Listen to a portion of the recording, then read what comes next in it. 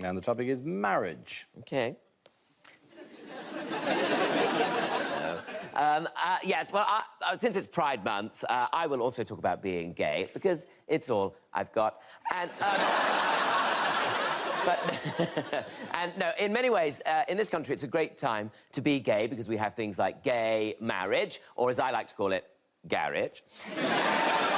Garage is designed to bring equality so that gay people can finally be as miserable as straight people. And it comes up against a lot of opposition, and you see it now. Like, recently in Australia, they had it where it comes up against opposition from a lot of religious groups and clubs, the Catholic Church. And you can understand why. I'm sure a lot of us will remember the Bible stories from school. Do you remember the one where Jesus stood on the mount, didn't he? And he said, "Verily I say to thee, love thy neighbour as thy love thyself. Look after the poor, heal the sick, feed the hungry. Don't start fights or wars. Just look after each other, love each other, and you'll all be fine." But I cannot stand them damn queers. I think it's disgusting what they do to each other. I mean, why have they got to be so up in your face about it all the time? I mean, who's the wife? It's a very famous parable.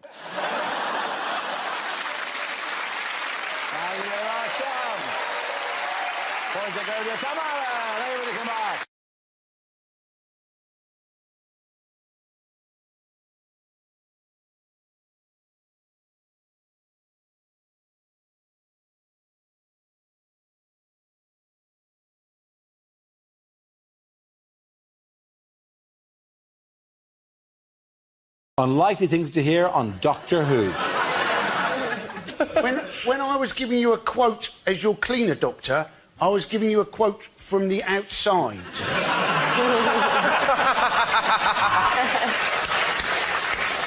No, there isn't going to be a new Doctor. I'm being replaced by a helpline.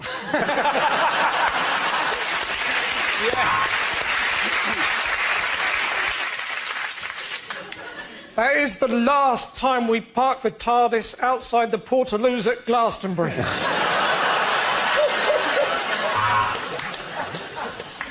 Davros, we meet again. Oh, Lord Sugar, I'm so sorry. Hey, saw you from across the TARDIS, and I think I regenerated in my pants.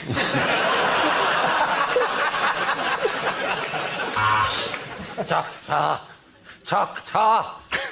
you must help me. I think I'm a pair of curtains.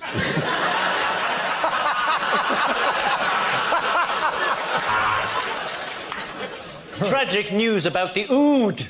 There's been a terrible flood. They tried to escape into the wood, but it didn't do any good, and now they're all dooed. No, I'm the doctor who works for the World Health Organization.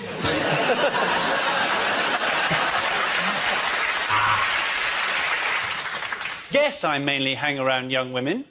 Yes, I was on television in the 1970s. Where are you going with this? You've got to believe me, Clara. This is our best chance. Now, unzip my flies and I'll explain later. Let's go forward in time by an hour. Then we get a quid off the pizza.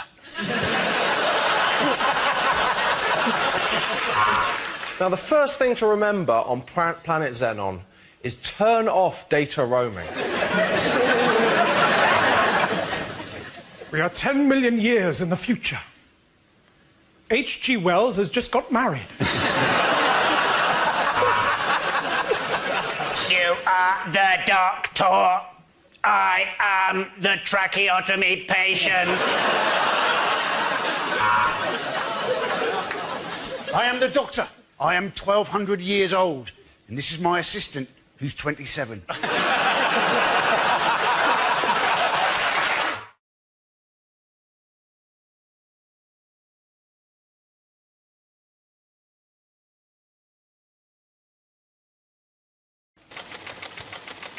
And the subject is weather. You do it. I'll do it. I've got this. Weather is one of the things that shows that the British people are great big jessies. Not the British people, actually. No, there's a split here.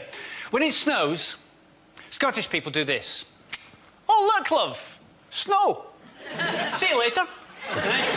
English people go, oh, God! It is the end of day! When it snowed last year, the BBC were going, don't go out! It's -2! We don't know if humans can live at that temperature! There are men made of snow with outstretched arms waiting for you! Don't go out! And the news always talks us up. We're always woefully underprepared, woefully underprepared. Where's the salt? Where's the salt? Where's the salt? Look, we're never going to run out of salt in this country. As long as supermarkets continue to do value meals, we'll be fine, right? Fling a few lasagnas up the M1, you'll be grand. Don't worry about it. Chinese meal for 2, good for 40 miles, I should think. Which won't be a problem. We massively overplay this. The news are the worst at it. Sky News, I was watching Sky News on the day after it snowed, the day of the lethal compacted ice. Reporting from a rural spa where supplies were running low. And in an attempt to ramp up the tension, the reporter genuinely said this phrase, "This place is down to its last pack of croissants." Oh, God, the humanity! Forced to eat pain au chocolat!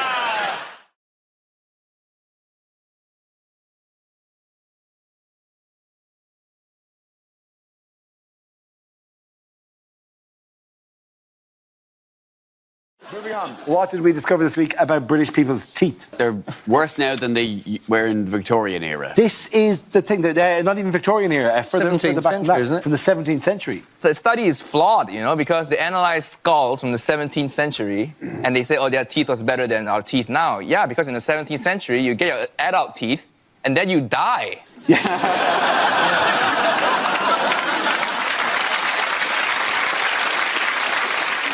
In America, everyone's got the same teeth. Particularly in Hollywood, everyone's got the exact same perfect white smile, you know. Like if there was a fire at the Oscars and they had to identify everybody by their teeth.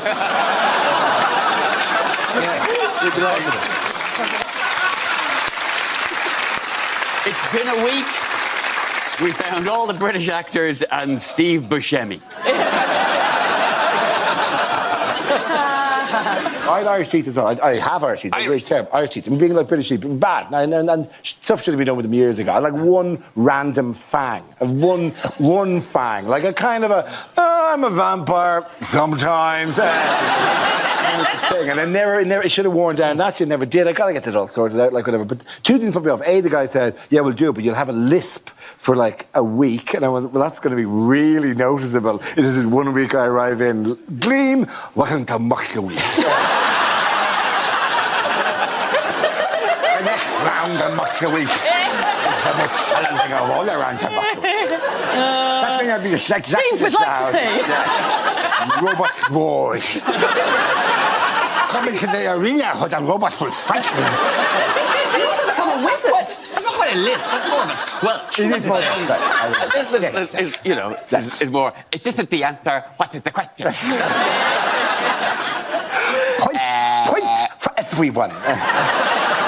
But then the other thing he said is actually we don't actually have to do all capping and everything. What we can do is we can put a thing that you can then just fit onto your teeth, right? And like you can put it on, and then we see how you like it. And I kind of like a tooth wig. Make me a tooth wig that I can put on top of my teeth, and then I go, does anyone notice my tooth wig? And then I go, still me. Maybe we should get a wig first. Oh.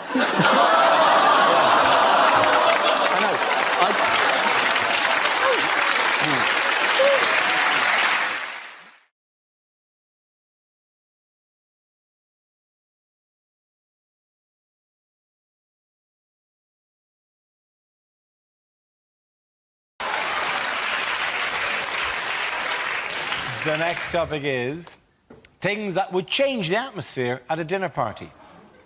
Ignore the banging. She's been in there for 24 years.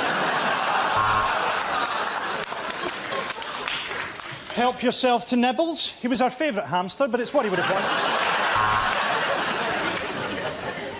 wanted. Are you sure this is pork? It's just because Mike Crackling has a tattoo. Don't worry, we don't say grace. We just sacrifice a child to the great god Imhotep. Doorbell. Excellent. That'll be Heather Mills and James Blunt. Hope he's brought his guitar. I hope nobody's allergic to nuts, because I like to rest mine on the table. Well, this is absolutely lovely. I say we all raise a glass to the Fuhrer!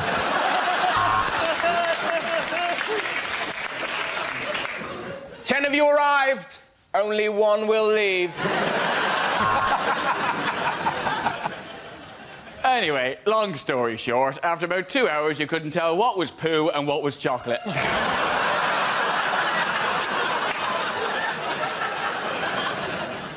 There is a vegetarian option. You can fuck off. OK,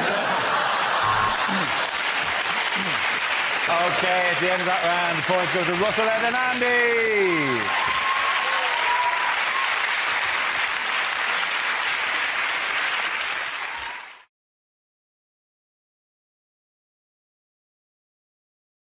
The first subject is unlikely lines to find in the Bible. He's not the Messiah. He's a very naughty boy.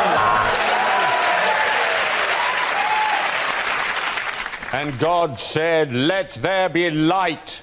Sponsored by PowerGen.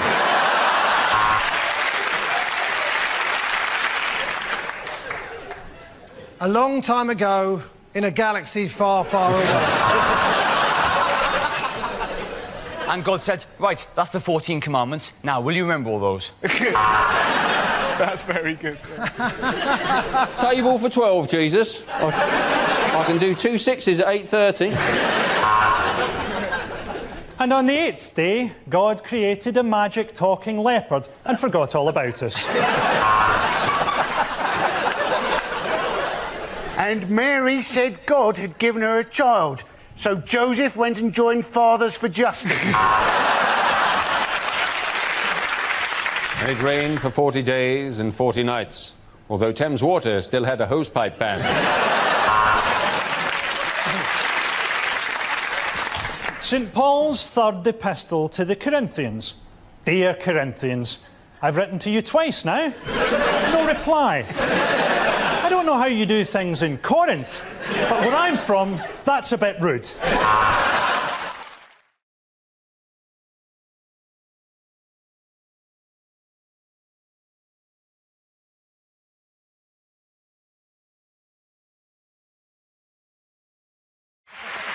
Now we've come to our final quickfire round called Scenes We'd Like to See. This is for everyone, so if you could make your way over to the performance area. I caught ideas for scenarios we'd love to see, and the performers come in with their suggestions. OK, here we go. The first subject is questions that were rejected from this year's exams. If the answer is 9, what is the question? When you finish this exam, please will you turn your paper over and mark it?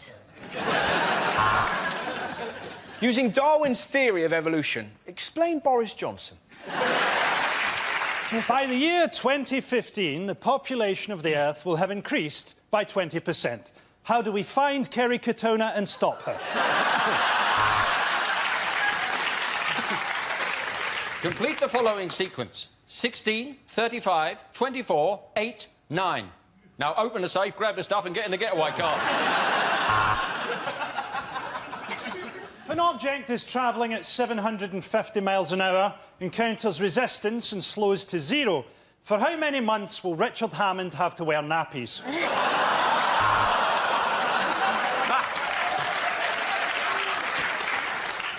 On the diagram below, show on the body where you like to be touched.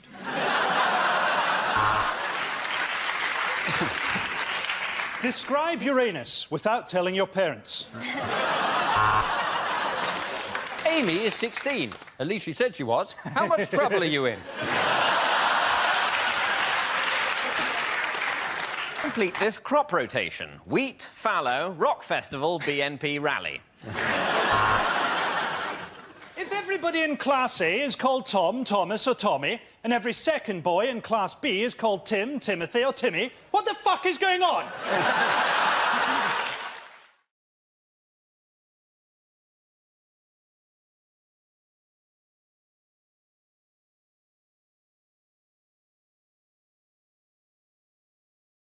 The first subject is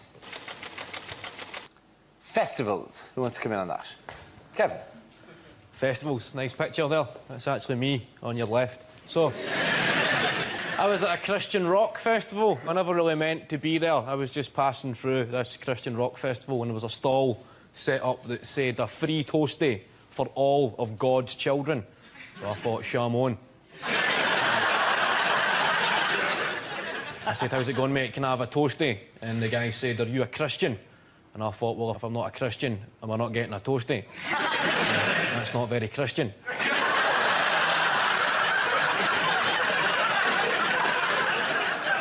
And with this, the guy crumbled. And stood back to reveal a chalkboard and he said, OK, you can have cheese or cheese and ham. And I thought, just cheese, mate, because I'm a Jew. Milton, let's see what you've been left with. Let's spin the wheel. And the topic is jobs.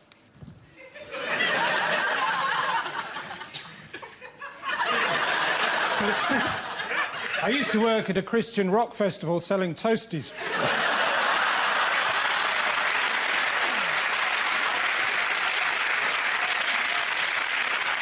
The best day was when I sold this Jewish bloke some yellow ham.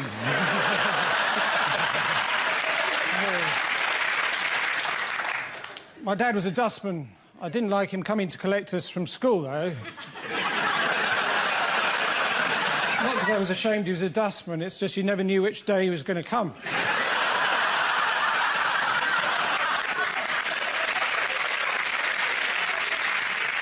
The rest of my family were police marksmen. Apart from my grandfather, he was a bank robber. He died quite recently, surrounded by his family.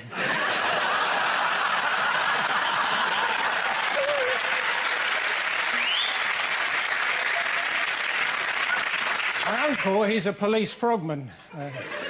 No, sorry, he's a French policeman. I used to work in a supermarket. It was my job to hand out samples of things for people to taste.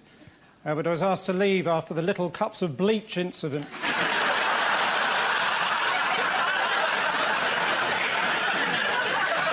After that, I worked in a pathology lab, but I was asked to leave after one of my reports said cause of death, autopsy.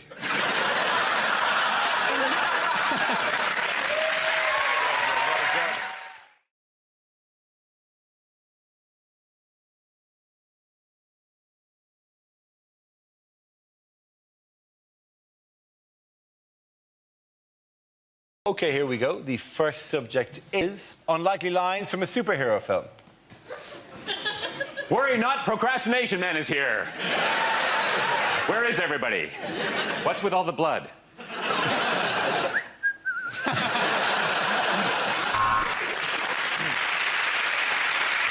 Catwoman, what did I tell you about not shitting in next door's garden? I am Big Society Man. I could do it for you, but I'd much rather you did it yourself. Prepare to meet a new breed of sex-change superhero in the X-Men. Yes, I do believe a man can fly, but only if he's carrying under 100 mils. I am Parking Review Man. Where's my check?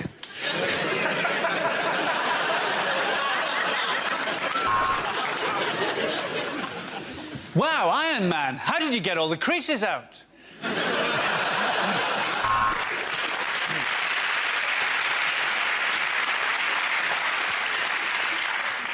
Just call the police.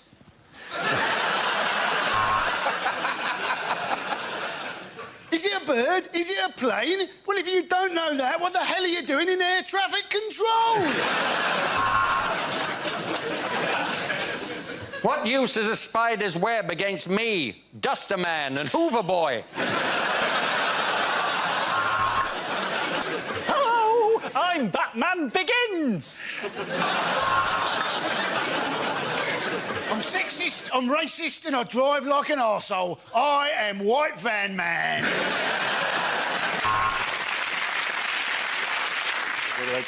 Should I do Yeah. Right, you're doing it. This is part of it. Oh, shit.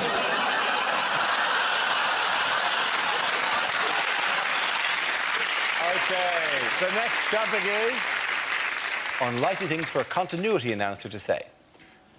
And now, to upset children everywhere, it's Peppa Pig in pepper sauce. Oh, God. Oh, God. And Nigella will be back at the same time next week. Up next, Ryan Giggs appears on Footballers' Wives. Next up on Channel 4, live from Switzerland, it's Come Die With Me.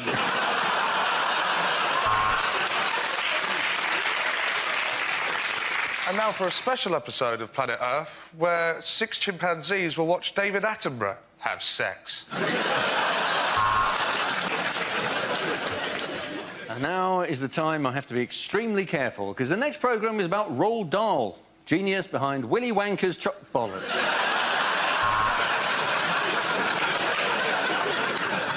Next on the History Channel, World War II in colour. Look away if you don't want to know how it ends.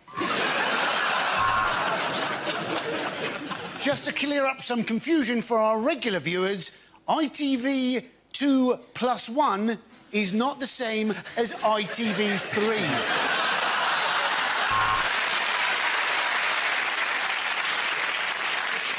First, though, there's a serial killer on the loose in Balamory.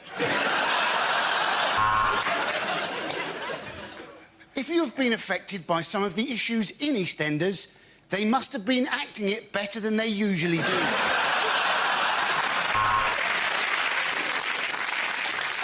And now, Gordon Ramsay's Kitchen Nightmares for the hard of hearing.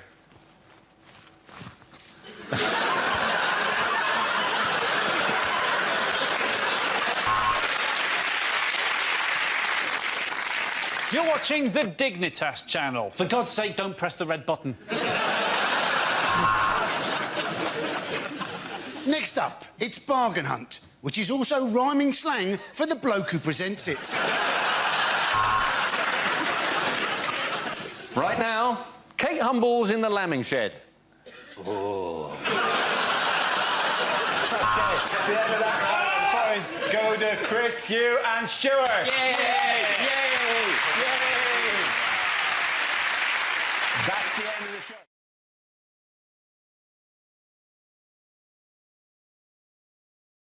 First subject is technology. Who wants to come in that? Josh. I don't want to brag, but I've got a new debit card, so... Yeah, I know, I've one of the old touchy downy... If you haven't got one of these, you have not lived, my friends. Oh, my God, never did you feel so smug in your life. Well, there you go. How would you like to pay? Just have, mate. See you later. Why am I off? The future. Thing is, you get used to it. You can't go back. You're going somewhere now. Well, they haven't got the technology. Do you want to just put in your PIN number? Are you kidding me? Do you expect me to stand here for 4 seconds pushing buttons? What is this, a Victorian workhouse? No, I'm sorry, Marks and Spencers, no. I'll be getting my Percy Pigs elsewhere in future. The worst is when you think they have the touchdown technology, but they haven't. You look like you've never used a debit card before in your life. How do you like to pay? You're just going...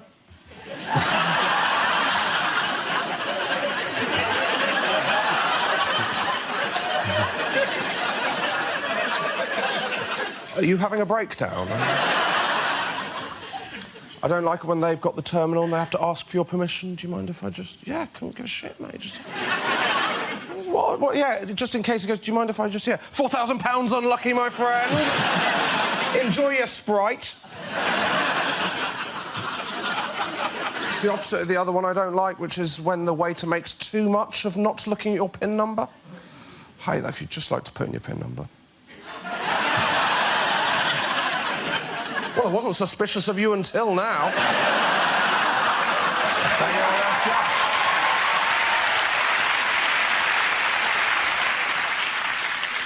OK, that leaves us with James. Let's see what you've been left with. Let's spin the wheel. And the subject is food. I'm trying to eat more healthily lately. I bought some ready-to-eat apricots this week. They say you are what you eat, which is true, because as soon as I bought the ready-to-eat apricots, I was ready to eat apricots.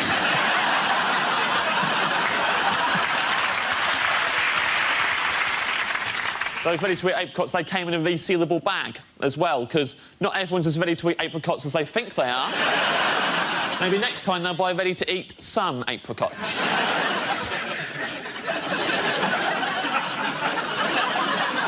I know shitloads about bread.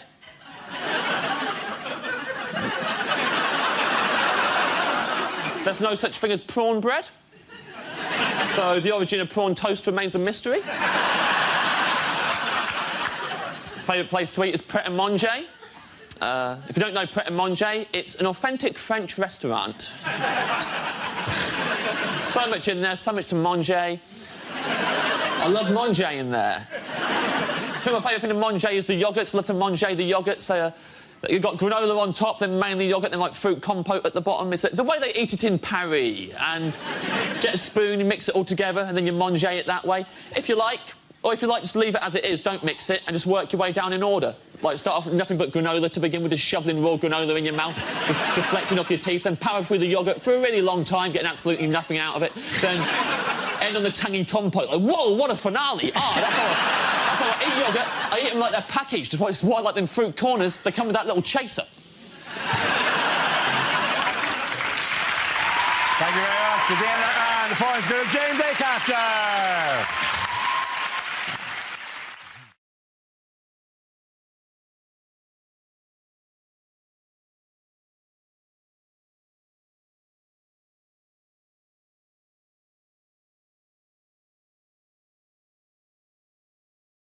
And the first topic is travel. Who wants to come in of that? Chris? I don't know what's happening. It's all different on the telly. I take public transport quite a lot doing this job. I'm not a fan. I don't really like being in public, walking around. It's nothing. I don't get normal things in public when I'm walking along. I don't get normal interactions. I don't get, excuse me, sir, what time is it? Excuse me, where's the train station? I get, like, do you like leaves? Like... I could write a book on it, right? Another thing is, as a northerner, people said to me before I came to London to do work and stuff, people said, oh, the tube. Oh, the tube's awful, no one talks. No one talks. Good. That's brilliant. I don't want nutters on public transport telling us what they've had for their breakfast, right? I want to be left alone. You know, in the tube, if you've never been on the tube, come to London just to go on the tube. It's an incredible experience. No one, literally, silence. It's amazing. Someone could just burst into flames on the tube, and all you'd get is one man looking up from a Kindle going, prick.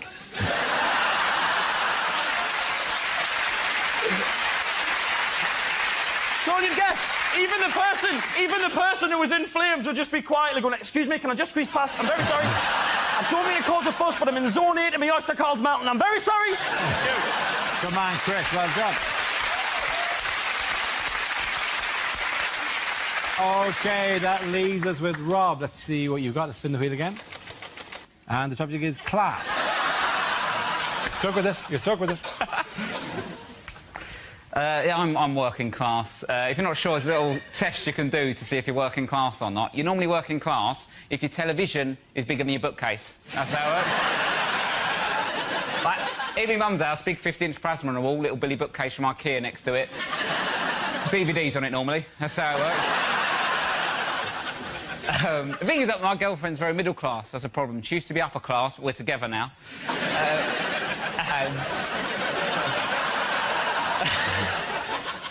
Her sister has got a boyfriend, right, called Rupert. Rupert. That's in the name. I'm not having a go. It's a decent name. I just never thought I'd meet one. Do you know what I mean? I was in the pub with him. Rupert, do you want another Malbec? What's happened to me? And the thing is, though, like, when they go around their house, right, they like in my house, growing up, Saturday night, you'd have dinner on your lap watching You've Been Framed, right? Bit of a chavvy way, chavvy dinner. That's what we used to do. You go around their house, you sit in the conservatory, you have wine, talk about politics, right? And I started thinking, oh, this is how you should do it, isn't it? This is how you should do dinner. Then after about 10 minutes, I realised I haven't got an opinion and I'd quite like to see a dog fall in a puddle. Well done. Well done to both of you. Points for both of you. Come on back. Well done. Lovely stuff. Come on.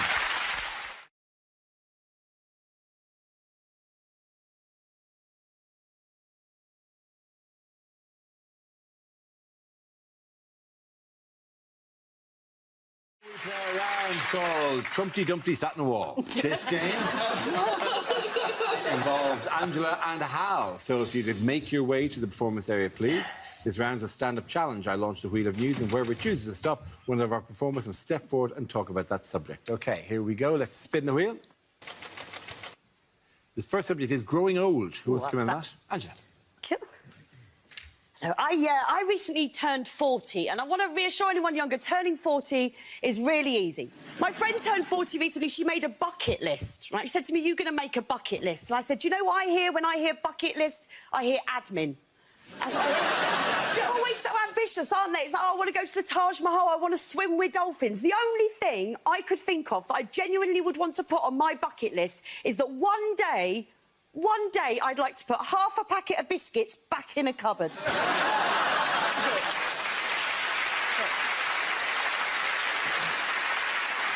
But getting old, growing old in this country looks scary, and it's looking scarier and scarier. You know, by the time I get to old age, there won't be care homes anymore, will there? It'll just be an OAP rescue centre. So be like Battersea Dog Zone.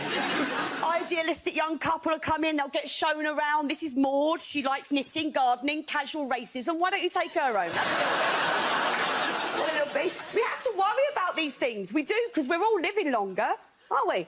There's so many 100-year-olds in this country now, the Queen's had to get a Moonpig account to keep up. This is my plan for old age. If I get there, right, if I get to my 80s, I am going to spend every single day doing Class A hardcore drugs. Why wouldn't you? Well, you don't have to get up in the morning, do you? Right? You'll never have trouble finding a vein. I'll tell you something, you might not be able to afford to heat your bungalow, but I bet you can afford to heat a teaspoon, then you won't give a shit how cold you are. No-brainer, isn't it? Thank you very much, Angela.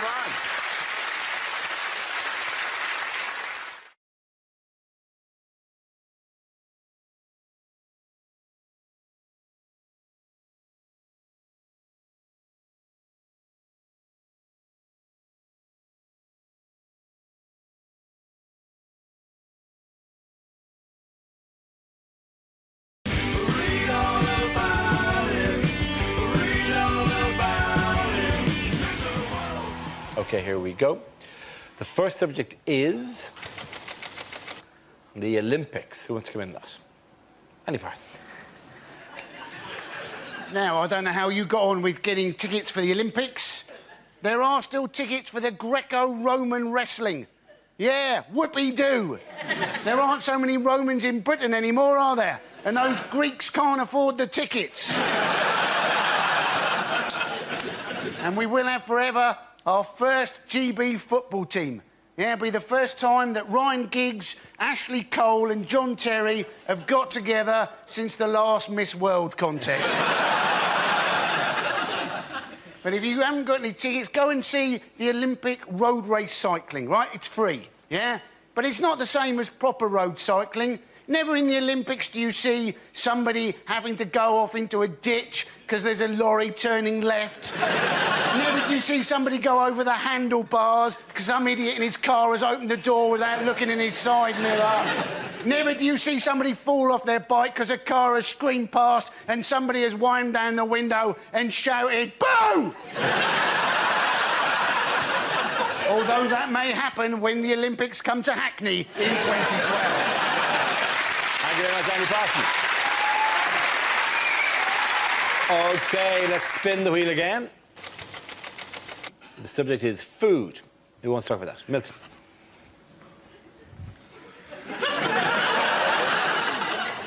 I went for an Italian recently. Well, he was annoying me. Incredible to think, isn't it, that every single Scotsman started off as a Scotch egg.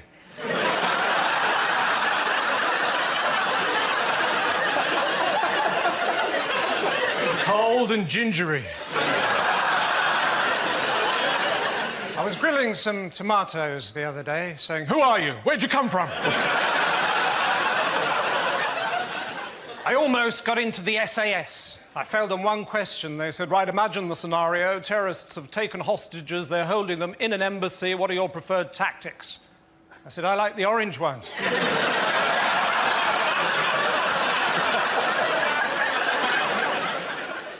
I was in the park the other day watching an old man feed the birds, and after a while I thought to myself, I wonder how long he's been dead.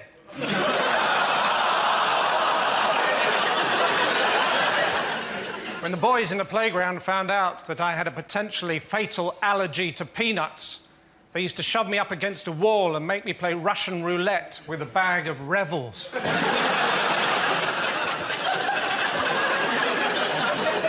That's all. Good night. That leaves us with Mickey. Let's see what you've been left with. Let's spin the wheel.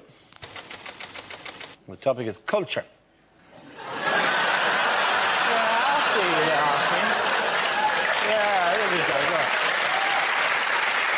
Thank you. I know you're thinking this man doesn't enjoy culture. Well, you're right, I hate it. Now, I am an intellectual. I know I left school with nothing, but I did go to university later on when I got a degree when I was 29. It was tough, speaking up during the lecture, knowing everyone's thinking, blimey, the window cleaner's keen on me.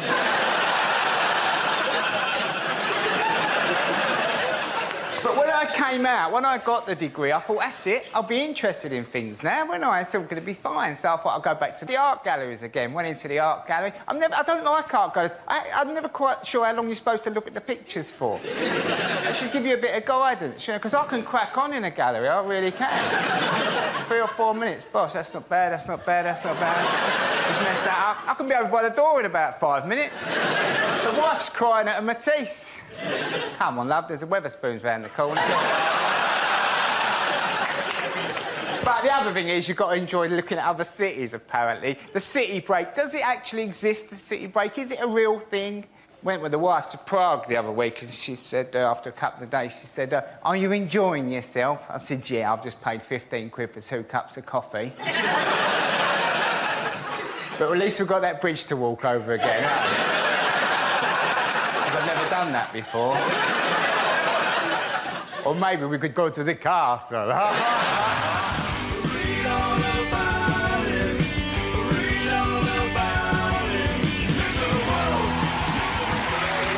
Points at the end of that round go to Andy and Mickey.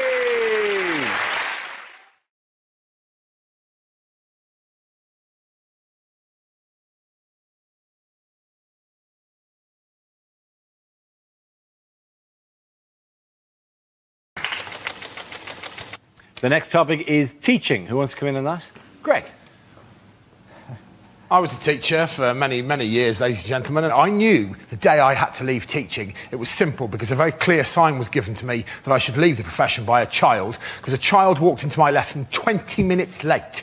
I was a very strict teacher. I was livid, yeah? I was almost as mad as if that child had been running in the school corridor, right? I thought, I am having this little bastard. I am having this. So I gave him my most ruthless teacher stare when he walked in, something like... Maybe not that sexually aggressive.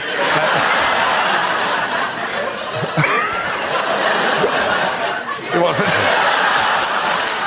That would work. That would work, though, wouldn't it? They wouldn't be late again then, would they? Oh, dear. Where have you been? No, it wasn't right. I was furious. I went, oh, really? Oh, really? And I could see that child didn't give a shit, right? And I thought, oh, no, this is the end of my teaching career. And I went, where have you been? And he went, yeah, sorry, sir. I went, really? Are you? Well, where the hell have you been for 20 minutes? And I promise you, that child looked me in the face and went, yeah, sorry, sir. I've been living La Vida Loca. What can you say to that? I said, fair enough, sit down. Anyone who quotes Ricky Martin at me, ladies and gentlemen, is a friend for life. Well done, Greg.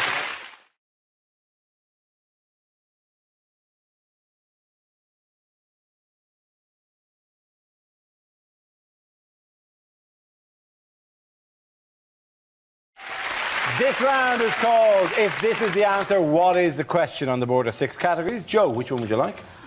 Home news, please. OK, your category is home news. The answer is 10 minutes. What is the question?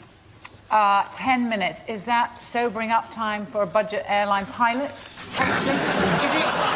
Is it? How much of 2006 can Pete Doherty remember? Is it what is the life expectancy of an Iraqi greengrocer? What's the maximum length of time a man can tread water once he's been handed a hippo? Is that another no, though? No, I'm rolling. What kind of, like, you know, swimming lessons were you brought to? You're doing good, you're doing very good. Now bring in the hippo, bring in the hippo. Is it something to do with education? Is it what do most kids think quarter of an hour is? I know the answer. It is something to do vaguely with education. Oh, it's how long are new lessons going to be? How long are some new lessons? Yeah, Mandarin specifically. Yes, it is. Absolutely, very well done, Russell Howard. Very good. Now, the question I was looking for is how long might some lessons now last under proposed secondary school reforms? These are the radical proposals from the Qualifications and Curriculum Authority to combat pupil disaffection by revolutionising school timetables and teaching methods. Does anyone really care about pupil disaffection? Well, do you know, is there any generation that didn't have... I don't like this. Do you know, at school, you... I mean, working towards excellence does depend on the pupils, but we had a bloke at my school who, when they marked A-levels, he used to get A, B, C, D, E, O, F. Those were the grades, right? The first time... took his A-levels twice. The first time round... Why did you get an O before the F? Well, because it was an O-level pass and then a fail. So but the first time round, he got 2 O's and an F. He retook them, he got 2 F's and an O. And he was delighted because he could spell ooh, F off with his A-level results. But it's amazing. See, that's the kind of kids you're working with. But that's all you do at school. We had a maths teacher called Mr. Winter, and he had a comb over, right? And we used to play a game called Tilt the Wig. And the aim was to get him so angry that his hair would flap down by one side. And you cannot get told off by a grown man whose hair is flapping down. It's the most fun. It's like when you go 10-pin bowling with your mates and they go and get a drink and you fiddle with their name. They come back, they bowl, they get a strike, they turn to celebrate, and above them in flashing letters it just says, I touch kids. It's that level of giddy joy, you know? Totally oblivious to the fact of it. This is part of the new proposals, isn't it, that they have things like 10-minute classes to shake up education and they have the combined subjects and stuff like that. It is genuinely a proposal that you would get different teachers to add it. And the one suggested by the man from the Qualifications and Curriculum Advisory Board, whatever it is, was that perhaps the PE teacher could come around and tell you about great historical example of sporting figures and their leadership. Which is Could there be a worse idea? I mean, you're sitting there as a history teacher trying to tell people about life in the trenches in the First World War. A guy comes in a tracksuit and starts going on about the life of Graham Souness. I think they combine religious education and biology, so then you'll know where babies come from, but you'll also know it's a sin and dirty and bad. The other suggestion was... One of the examples was anatomy, where you could have your science teacher and your PE teacher giving the lesson together. The danger then, isn't it, if you forget your Bunsen burner, you know, you may have to do the whole lesson in your pants. The whole scheme seems to be, what else can we get the PE teacher to do? Are they not also introducing they're trying to introduce new things, like you can do archery and skateboarding, apparently, in school? And what's going to happen there is you're just going to get a whole new type of drive-by shooting. That'd be great. Mothers of gang members pleading for quivers to be taken off the streets. It is. But you shouldn't be able to hear the roll, pat, roll, pat. After 1 foot down. Oh my God! Quick, duck! Everything. There was an example given actually of many of the new sports, and they suggested skateboarding and golf. As if there's, you know, in a Venn diagram, just to bring maths into this, a Venn diagram that includes kids who skateboard and kids who play golf. There was no intersection there at all. I was thinking you were saying it was skateboarding while golfing. No. That's brilliant. That's like sort of council house polo. That's a fantastic idea, isn't it? All these new sports are because Blair thinks our kids are too fat. That way they eat too much sugar and too much salt and too much fat and stuff. And I read a really frightening thing the other day, that if you leave a fat kid in a glass of Coke overnight... You can finish that one off yourself, to be honest. Well, their proposal for fat kids at school is that they give them dance lessons. They're not going to have the concentration for that, are they? Everybody do the mashed potato. Ooh, mashed potato! The thing is, if they're saying, oh, well, how do we get children to learn? Make them. Yes. Make them learn. Combine algebra with a beating. You know? I love the new subject. It's just designed to make parents feel even more stupid, isn't it? Oh, yeah, It's like, it'd be great. You know, can you help me with my Mandarin homework? Oh, yes, dear. It's like a small orange, a bit like a satsuma.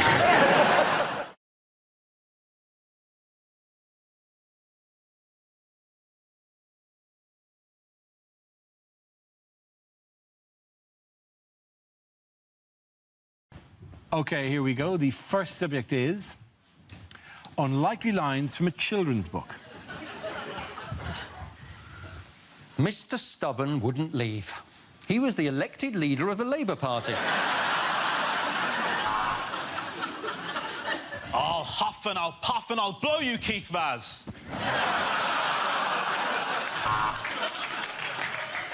As Noddy looked at his new friends, Rampant Rabbit and Linda the Love Egg, he realised he was in a very different kind of toy town. And all the animals of Buttercup Farm celebrated because Percy Pig was going to the slaughterhouse and they never had to listen to that whiny little bastard again. And the beautiful woman was cursed to sleep for 100 years. And that's your defence, is it, Mr. Cosby? She didn't do it. Don't boo her. I'm Paddington Bear from Peru, said Paddington. And if you show me where the toilet is, I'll poo out this condom of cocaine.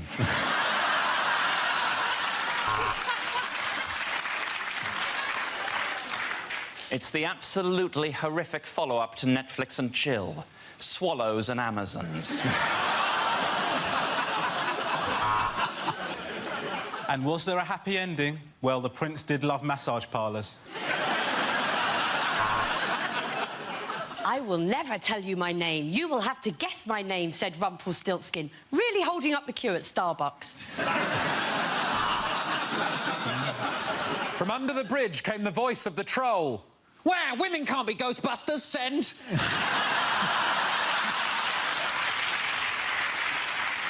Every day, Jack and Jill have to walk up a hill to fetch just one pail of water. But for just £5 a month... Oh, it wasn't a giant peach after all, thought James, as he watched the big friendly giant put on his swimming trunks.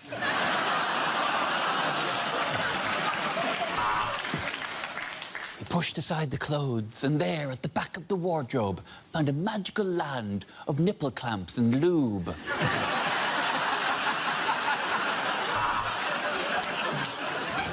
There's an Indian in the cupboard. I think he's hiding from UKIP. Oh, well, come on, that's unfair. I've been in this cupboard for bloody ages.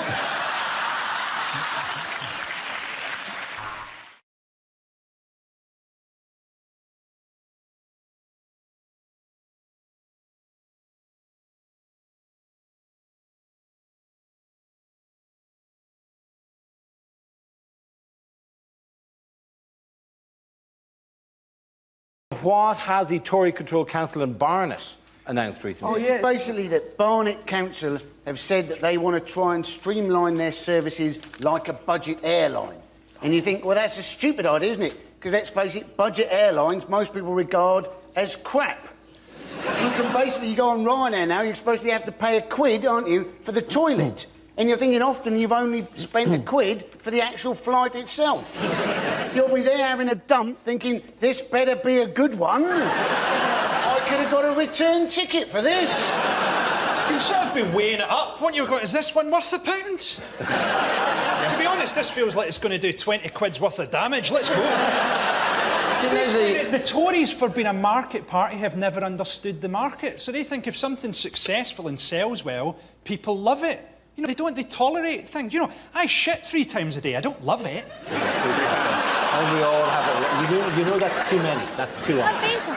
I've been to Barnet. Of all the places, like, if you're going to do a no-frills government, at least do it somewhere that had frills in the first place. I mean, taking frills out of Barnet is like taking the charisma out of Milton Keynes. I agree. I grew up in Barnet. Council has frills, did he? No. I mean, street cleaning in Glasgow involves sprinkling gravy granules in front of a homeless guy on a leash.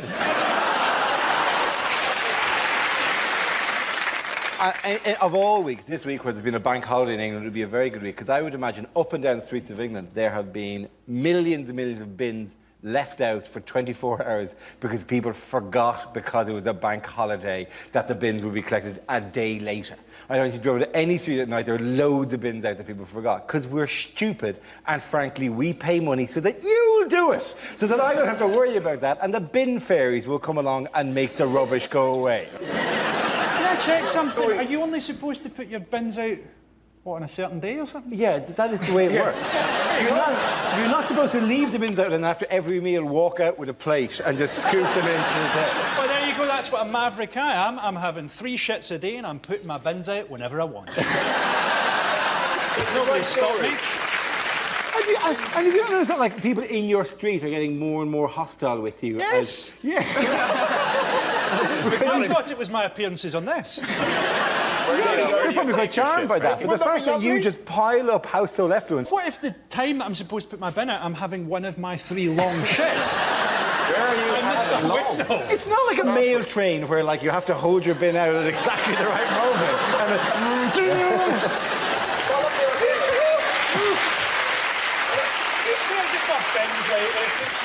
There's nothing in there that's of any use to anybody. It's not the utility of your rubbish. You two, simmer down. Look at this. Every night after we record this show, I have to go and do the fucking bins, right? I go home, and not only do I have to do the bins, I have to separate everything I've used into every component part. Hounslow Council have given me... It's just driving me off the wall, right?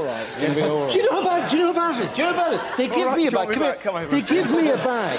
Every 2 weeks, I have to fill a bag with garden waste. I have to go to parks and collect leaves and put it in the bag.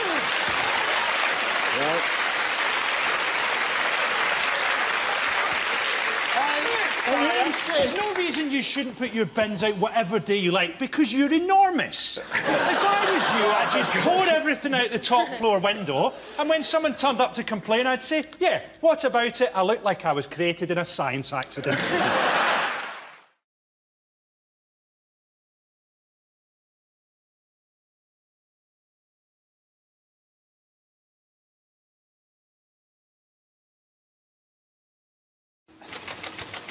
The first topic is science and technology. Who wants to come in on that? Andy Parsons. I quite fancy being a wind farmer. No, because I think out of all the farmer jobs, it's got to be the easiest, isn't it? You know, cock crows, wake up, out of bed, check the wind's blowing, yes it is, brilliant, back to bed again. Alternatively, you know, cock crows, out of bed, wind's not blowing, sod all I can do about it, back to bed again. Because they never actually invent what you want them to invent. I am still waiting for a decent alarm clock, yeah? Maybe one that doesn't, in fact, alarm you, right? Maybe one that just nudges you awake, right? Gives you a little cuddle, makes you a cup of tea, a little tickle downstairs, then phones up work, so you can't come in. Thank you very much, Andy Parsons. OK, the next subject, please. Our next subject is charity. Who wants to go with this? Joshua Whittaker. Charity work doesn't always go well. I had a situation when I was 10 and my school was raising money for the local church roof, because it's always the church roof. I don't know what the problem is with church roofs. It's like they're spending the money elsewhere. You're going, yeah, well, the roof's ruined, but we've just installed a hot tub, so come and praise the Lord in there. We all had to do different things, and me and my best friend Thomas decided what we were going to do. We were going to walk the 3 miles to our nearest market town, wearing Wellington boots full of custard, right? We thought this would be good. And it would have been good, but for one small issue, which was when preparing the custard for the Wellington boot, my mum didn't think that we might want it served at a lower temperature And you would serve it on an apple crumble. I tell you now, there are few things in your life more terrifying than looking at your Wellington boots and seeing them steaming by the entrance to stars in their eyes. I'm not putting my foot in there, that's boiling hot. Mum said, isn't that the challenge? No, that is not the challenge. Don't know if you ever put your foot in a Wellington boot of boiling hot custard. A few of you might have. What is it? Similar to a hot bath. With a hot bath, it goes something like this. It goes... That is too hot. With a Wellington boot of boiling hot custard, more like this. That is too hot. And suctioned on. Like a medieval torture devised by the Chuckle Brothers. Yeah, this is doubly humiliating because I've had to go in 3 times to break the skin on the custard. Thank you very much, Josh Widdicombe. OK, that leaves us with Gary. Let's see what topic you've been left with. Let's spin the wheel. And the topic is education. One time at school, I lost my thesaurus. I couldn't find the words to describe how upset I was.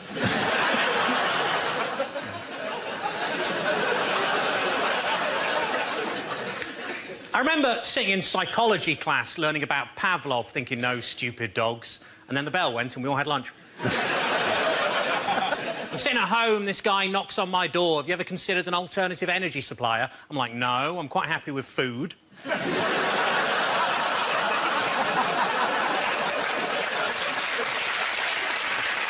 It's got to be a tough job going around door to door encouraging people to photosynthesize. I can give you the leading cause of anaphylactic shock in a nutshell. I've got the memory of an elephant. I remember one time I went to the zoo and saw an elephant.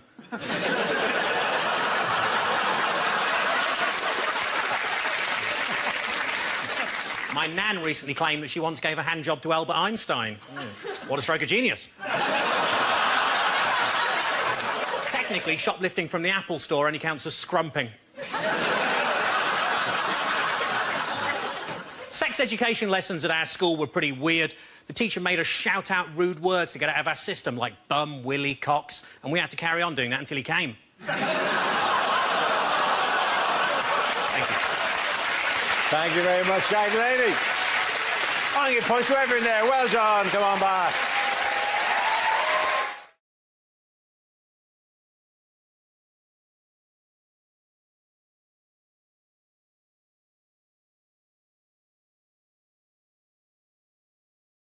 We come to scenes we'd like to see. So if everyone can make their way over to the performance area, I'll read out this week's topics, then we'll see what our panelists can come up with. OK, here we go. The first subject is rejected exam questions. History. Did I delete it?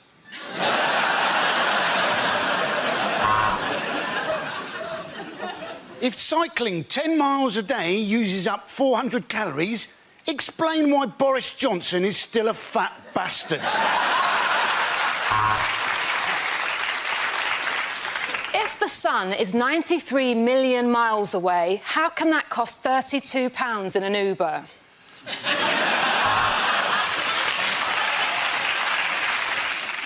Where is Greece? Is it A, the southern Mediterranean, or B, up shit creek?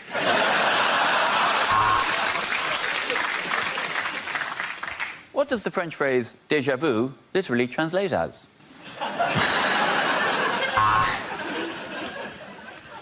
Using examples of Michelangelo's work, write 500 words on why he was the best turtle.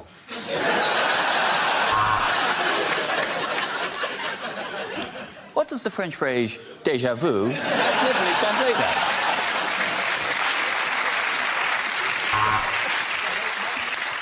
Question A. Media studies. Is it a real subject? Question B. Is it...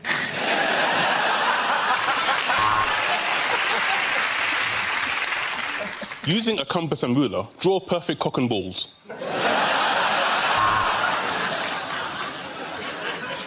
Is this a rhetorical question?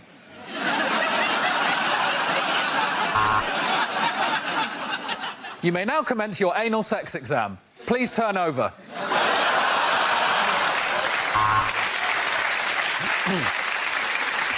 Explain how UKIP became a major force in British politics without using the word wanker.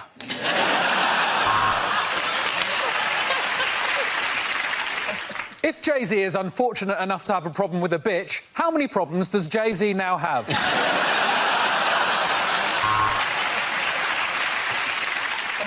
Aggravated violence, question 1. Why might you use a bit of rubber hosepipe? No marks.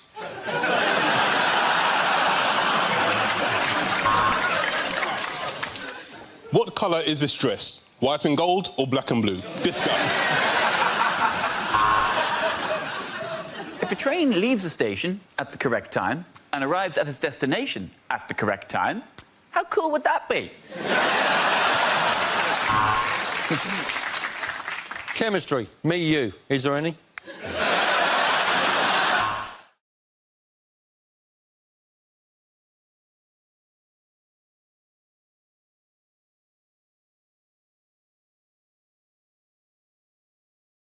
Unlikely things for a vet to say. Of course your monkey's got diabetes. You've been feeding him Cocoa Pops for 20 years. I know it's expensive, Mrs. Smith, but if you want your cat put down, you're going to have to make 9 appointments.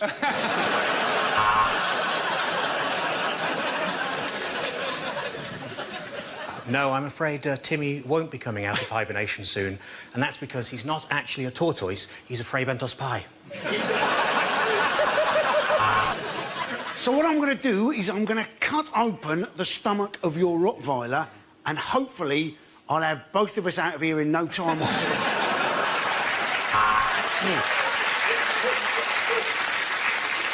Oh, if only they could talk, I'd be in prison.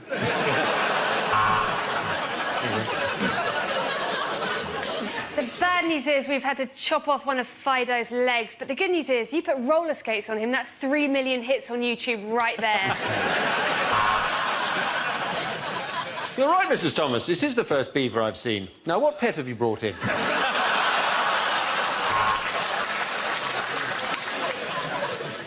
The good news is your snake has survived. The bad news is he's never going to walk again.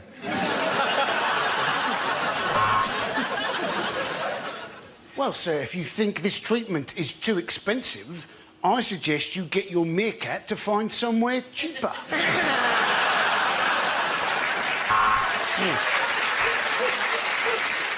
Well, yes, your horse is a little bit overweight, but it's nothing to worry about. Oh, it's a dog.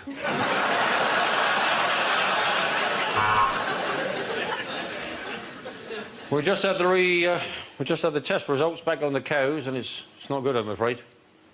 They're 10% horse meat.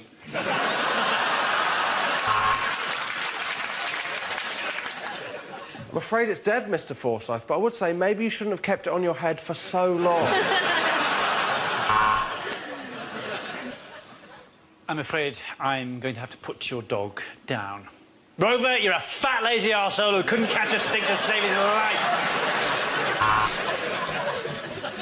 Mr. Johnson, you spoil that dog. Not only are you overfeeding him, but he's quite capable of licking his own balls. At the end of that round, the points go to Chris, Hugh and Gary.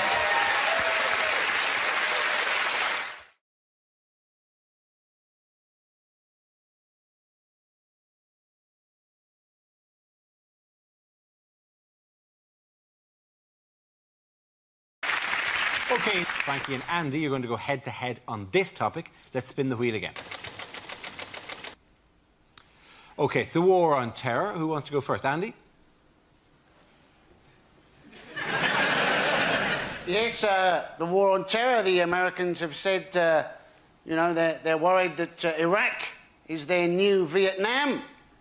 Let's hope not. Otherwise, we're in for some shit movies in about 10 years' time. Good man, Andy. Well done. Andy Parsons there. On the same topic, Frankie, it's your turn. Apparently, in America, they're building a big tower on the site of September 11th, Freedom Tower, and they're looking at ways of trying to make it terrorist-proof. I think they should have just built a giant mosque. No one's going to fly into that, are they? Or even better, a runway.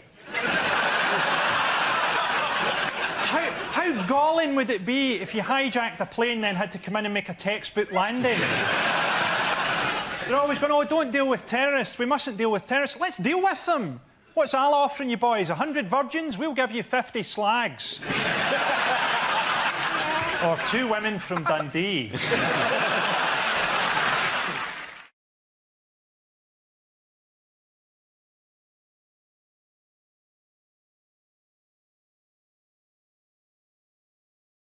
The next round is called If This Is the Answer, What Is the Question? On the board are 6 categories. James, which category would you like? Sport, please, Dara. Fantastic. Sport it is. The answer is 20 minutes. What is the question? How long does it take to steam French beans so they don't squeak when you bite into them? What is a frankly disappointing distance for the TARDIS to travel back in time? How long does it take Joey Essex to fill in the name and address section on any form? Is it how long does it take Oscar Pistorius to cross a cattle grid?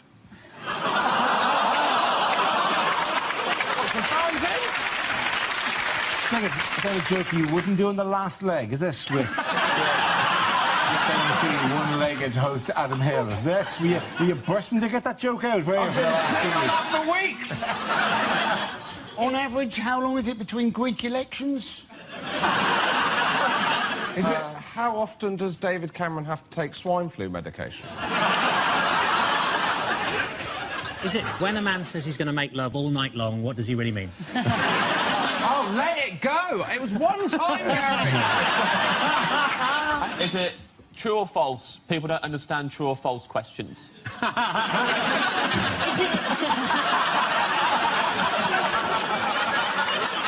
Is it for the rest of his life, what is the longest David Cameron will go without someone shouting, oink, oink? Is it how long had the pig been dead for before that?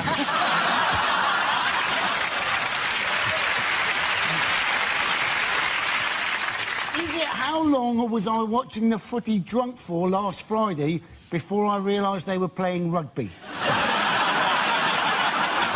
OK, then you know what it is. Yeah. It is, I think, how long was the opening ceremony to the Rugby World Cup? Absolutely, thank you very much. Yes.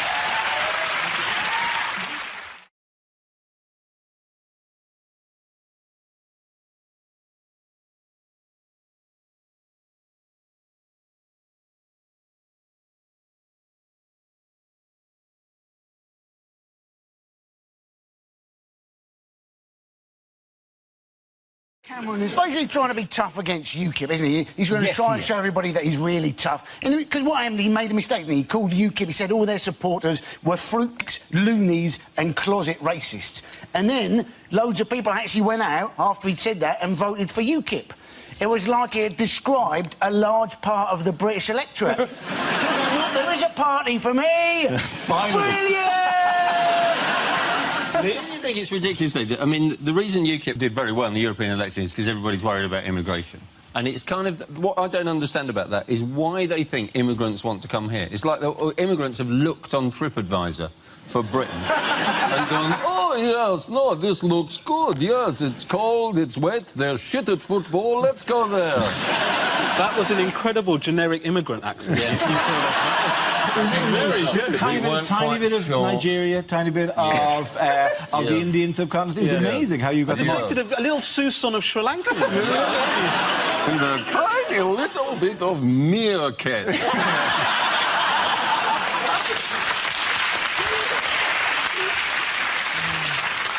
In other news, what has David Cameron claimed he can't get on holiday? Oh, this is the idea that he can't actually get mobile phone reception when he's on holiday in Cornwall. Said that he couldn't actually hear President Obama on the phone once. And you're thinking, surely that's just Obama, isn't it? Going, oh, I can't be asked to speak to Cameron. I'm losing you, David! I'm losing you! Bye! It's a very kind of terrifying situation that World War III could break out, but David Cameron would not know and be at the Penzance Otter Sanctuary. Shall we invade Iran, David? Sorry, I'm at Trago Mills doing my shopping. Yeah, that's good West Country knowledge. That's excellent West Country knowledge. Have you been to Trago Mills? I've never been to Trago Mills. What is it, please? It is a shop. Thank you. It's a shop halfway down the A38 that sells cheap carpets and sports equipment, and it's also made to look like a mock Tudor castle, and it has peacocks roaming the grounds. Trago Mills sounds like a bad guy from a Bond movie. You have crossed me once too often, but you will rue the day you crossed Trago Mills. I have cheap carpets and conservatory furniture. I know that the point of this story is to sort of strong-arm mobile phone companies into sharing maths as some sort of technical element to it. But it is, I've paid a slightly ridiculous situation that if I walk 10 feet, I'm suddenly out. And all those times that Obama's ringing me, that I've got to return home, and like the local shopkeeper goes, "Oh, you had a phone call? You know, phone? Some Obama bloke rang."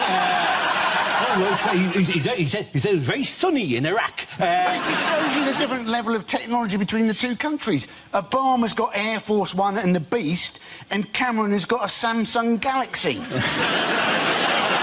I mean, do you think he got to the point where, like, you know, Nick Clegg finally thinks he's stepping up to the plate, like Cameron's on the phone, listen, my phone reception is a nightmare, we've got an important situation, Nick, I need you to step up, I need you to do the right thing, can you get in touch with Vodafone and get this sorted out? Just call him on the landline. Yeah. That does seem... You seem to have cut through the many levels of the story quite easily. I wonder if he's on holiday with his family, it might be that he doesn't want to give Obama the landline number in case his mum answers. Oh, Mum, it's so embarrassing. He's supposed to talk to me, not you. The honest truth is, Obama doesn't call him. Why does he want to take work calls when he's on holiday anyway? He's on holiday, for heaven's sake. Obama shouldn't be ringing him when he's on holiday. He should be more bloody respectful. And secondly, we don't want him to be answering work calls. When he's on holiday, he needs to relax and get himself into the right sort of state of mind for running the country. You don't want him to be sort of making important phone calls about policy at the same time as he's trying to prevent his children squeezing sun cream into the car radio or something.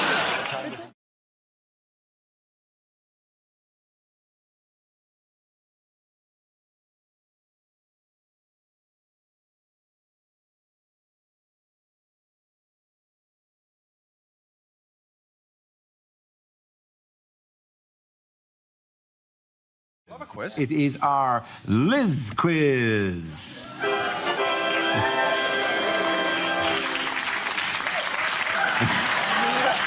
Obviously, we'd like the expense that has been spent on that. I really want to thank you for coming in and recording that little wave. What two common documents does the Queen not have? The Da Vinci Code. And Life of Pi. Next.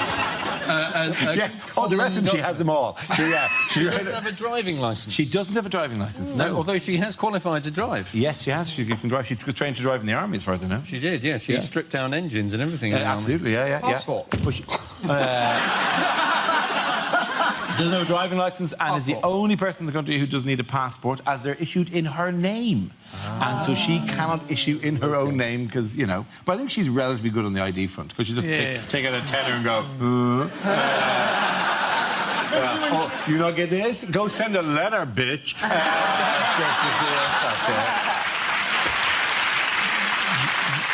What did the Queen invent with a dachshund and a corgi? A dorgie.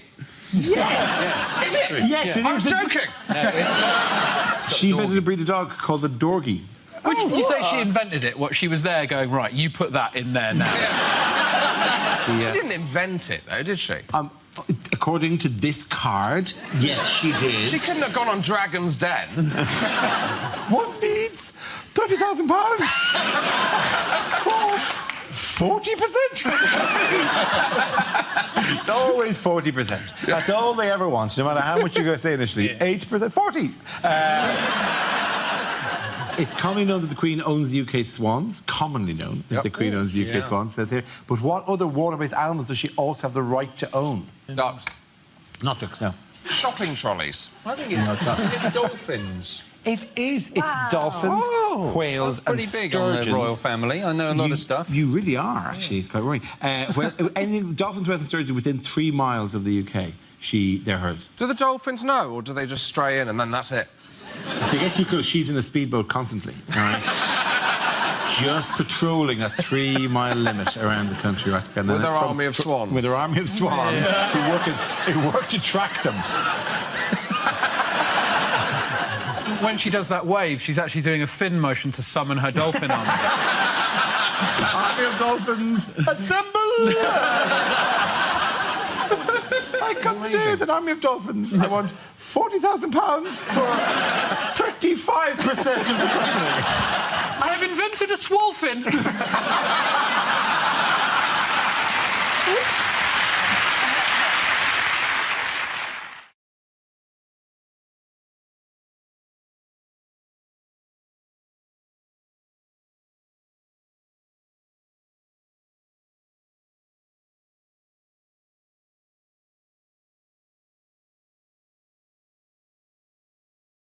OK, here we go. The first subject is things you wouldn't hear on a science documentary. The dinosaurs were wiped out by a giant asteroid. Silly them for all standing in the same place.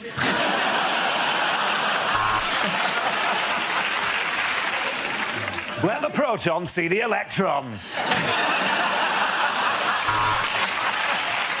See, and the problem with cocaine is it's well Moorish.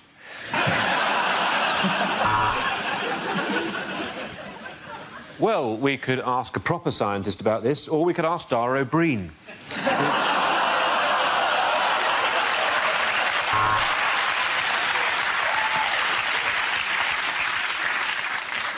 Hello, my name's Dara O'Brien. And to try and bring science to the masses, I'm going to appear in a programme with Stephen Hawking wearing a ridiculous hat.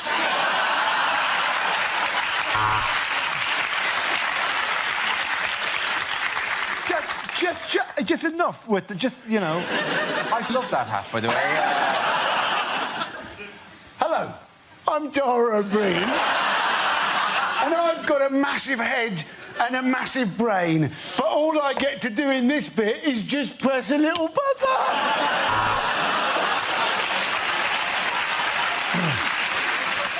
Mr. O'Brien, I award you a PhD. Phenomenal head, Dara.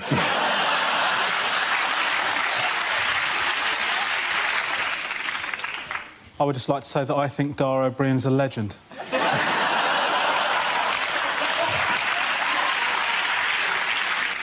I work with Dara O'Brien. And today, my experiment is to turn this joke into a P45.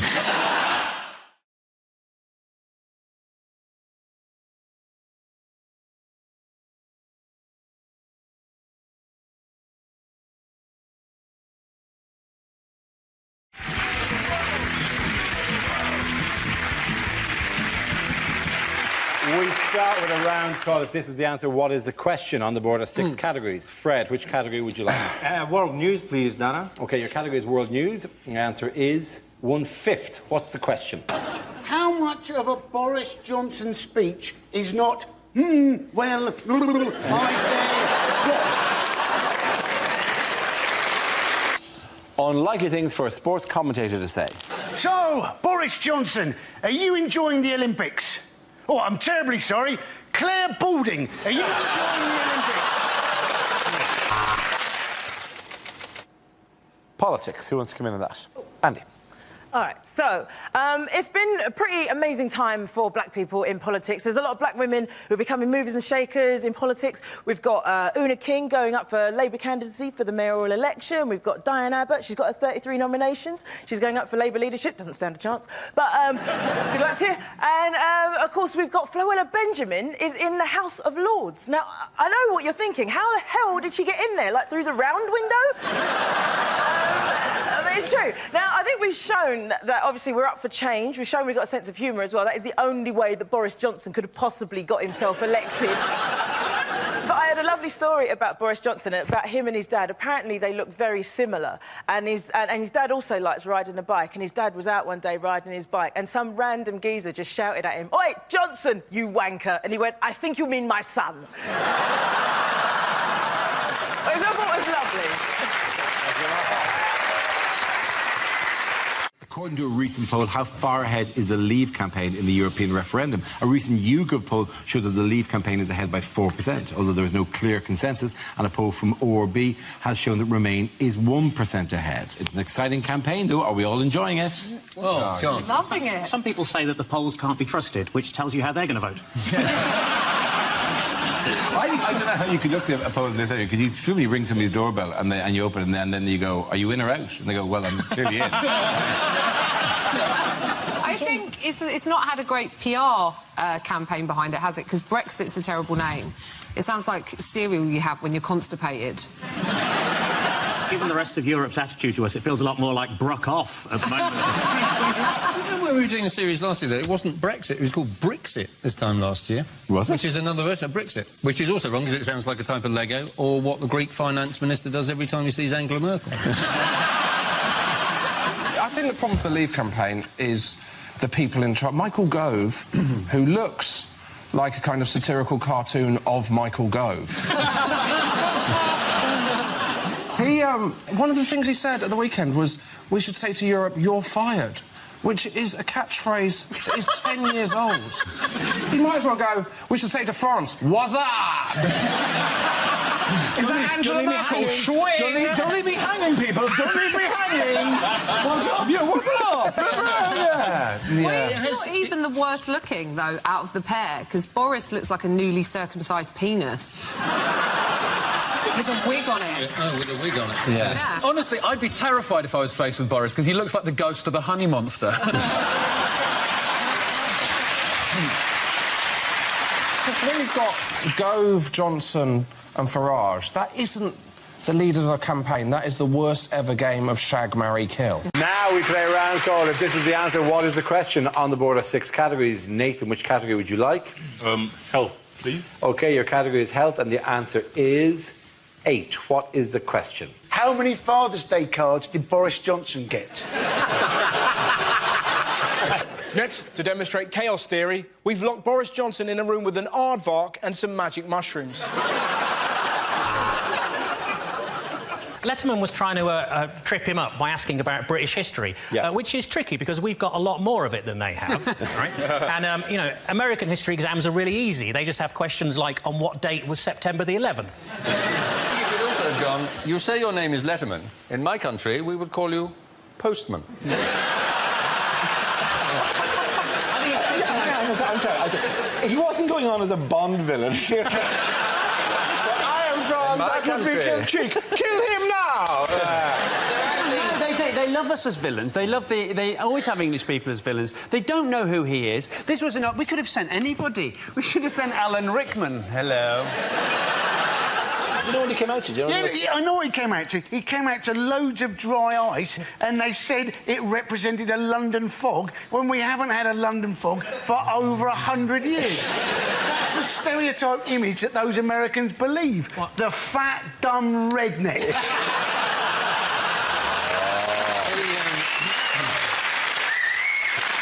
The closest we've currently got to a London fog is Boris Johnson at the moment.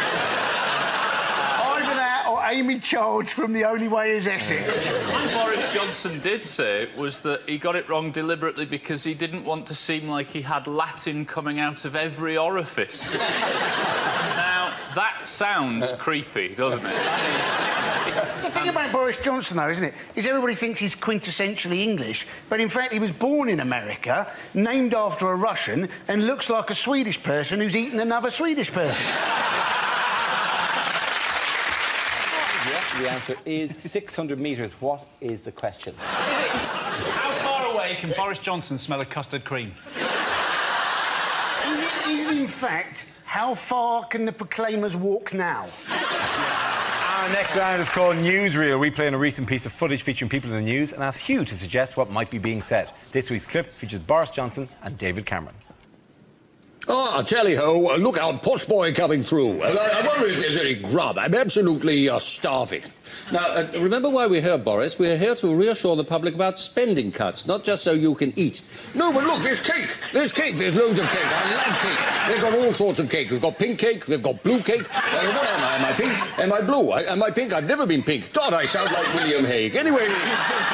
All the cake's on cameras. He's got loads of cash from the spending cuts. Actually, this is the last £10 left in Britain, so we'd best be careful with it. Well, I want a meringue. I love a meringue. I love all the cream in a meringue.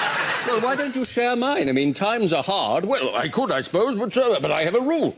I have a rule. I never share anything with another man, unless, of course, it's his wife. There we go. Now, careful, don't get any of the white stuff up there. No, that would be very bad. Anyway, So, do you have any change? We were hoping to save some for the poor people. It doesn't really matter, but if there is some left over... Have you £3? Lovely. That's absolutely perfect. God, there's a big crowd here. I wonder if I could do them for the congestion charge. They absolutely love me for the congestion charge. They love my blonde-haired buffoonery. They love me. They love me. Come on, Boris. Oh, yes, they love me. And they love me when I'm riding my bike. That's what they really love. Yes, oops. There we go.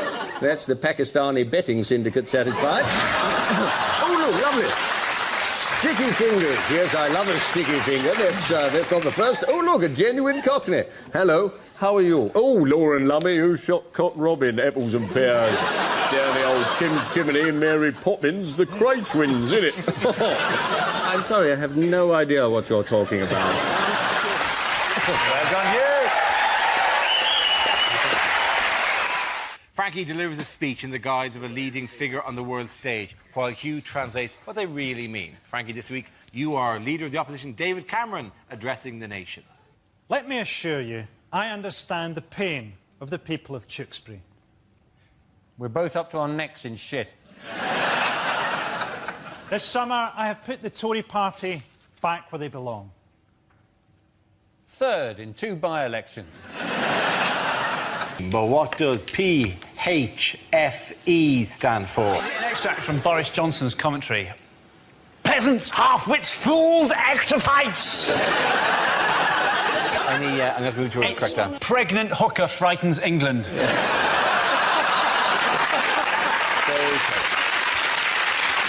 Boris Johnson will make a great mayor. He has a lot in common with London's first mayor.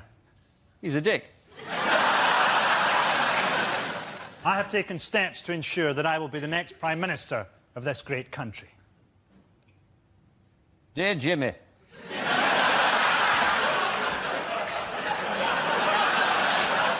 Could you fix it for me? Let's have a hearing, Frankie! Exciting things to hear at a party conference. Yes, I'm a millionaire. Yes, I went to Eton. But I really feel I can relate to the rest of you scum.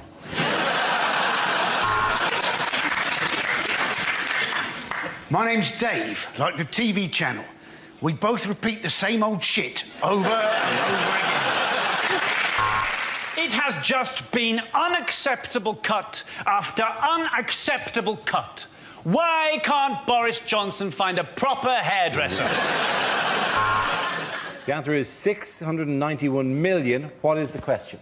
My first thought was, how many people worldwide will watch Boris Johnson pick up the Olympic torch and think, ooh, David Bowie's let himself go?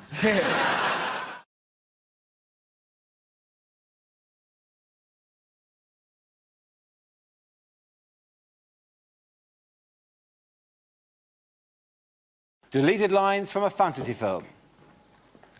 I am Aragorn, son of Arathorn, the heir to Isildur and part of the Fellowship of the Ring. Please leave a message after the tone. Ron had been suffering from swine flu and people were avoiding him. Luckily, he was ginger and he was used to it. I don't know why you're so upset, Harry. The original Dumbledore died 3 films ago and no one gave a shit. Did you find Narnia in the wardrobe? No, Edmund. We found your porn stash. My friends, we will never hear the word Mordor again. Taggart has been cancelled. No, Harry, it's not a 5-headed dog. It's girls allowed. Me. I am Aslan, formed by the merger of Asda and Matalan.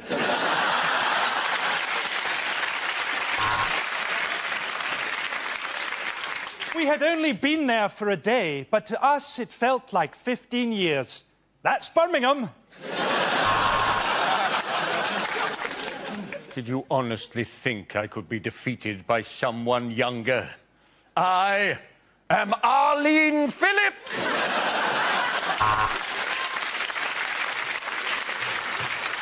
Welcome to Mordor, twinned with Swansea.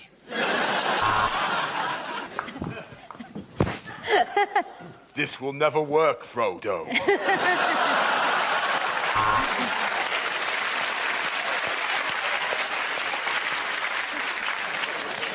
In the wardrobe, we found a magical compartment that led to the Fritzl family. He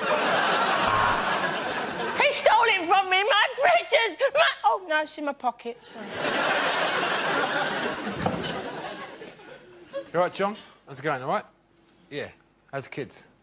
All right? See you later.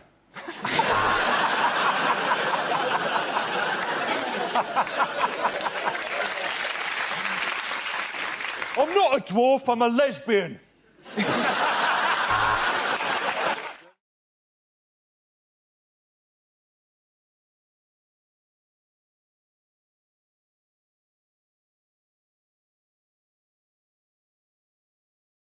Our next round is called If This Is the Answer, What Is the Question? On the board of 6 categories. Ramesh, which category would you like? Sport, please. OK, the category is sport. The answer is 264. What is the question? Is it the number of back-to-school photos of our kids my wife posted up this morning? Each one more delightful than the last. I'm just like, the second one ain't even that good looking. Do you know what I mean? Just keep him secret for the good of the family name. Do you know what I mean? Yeah, because you're really trailblazing in that department. Listen, mate, that's not a problem. The poor bastard looks like me. Do you know what I mean? Like, that's what I've said to my wife. Should we have another one? I'm going, if we have a girl, the risk, I'm not willing to spin the wheel. I'm not willing to do that. Girl that looks like an Asian Rolf Harris, absolutely not, mate.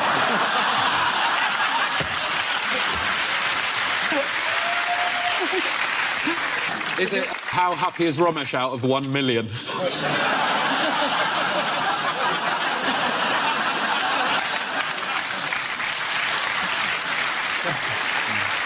Is it what would be a rather worrying nickname for the parents of your new girlfriend to give you? Is it how many free seats on the train does Jeremy Corbyn count as no free seats? Is it the new retirement age in Greece? Is it how many hours in a junior doctor's working week? Yeah, right, guys, I went there. Is it how many dick pics I get sent every time this show goes out to air? Sorry.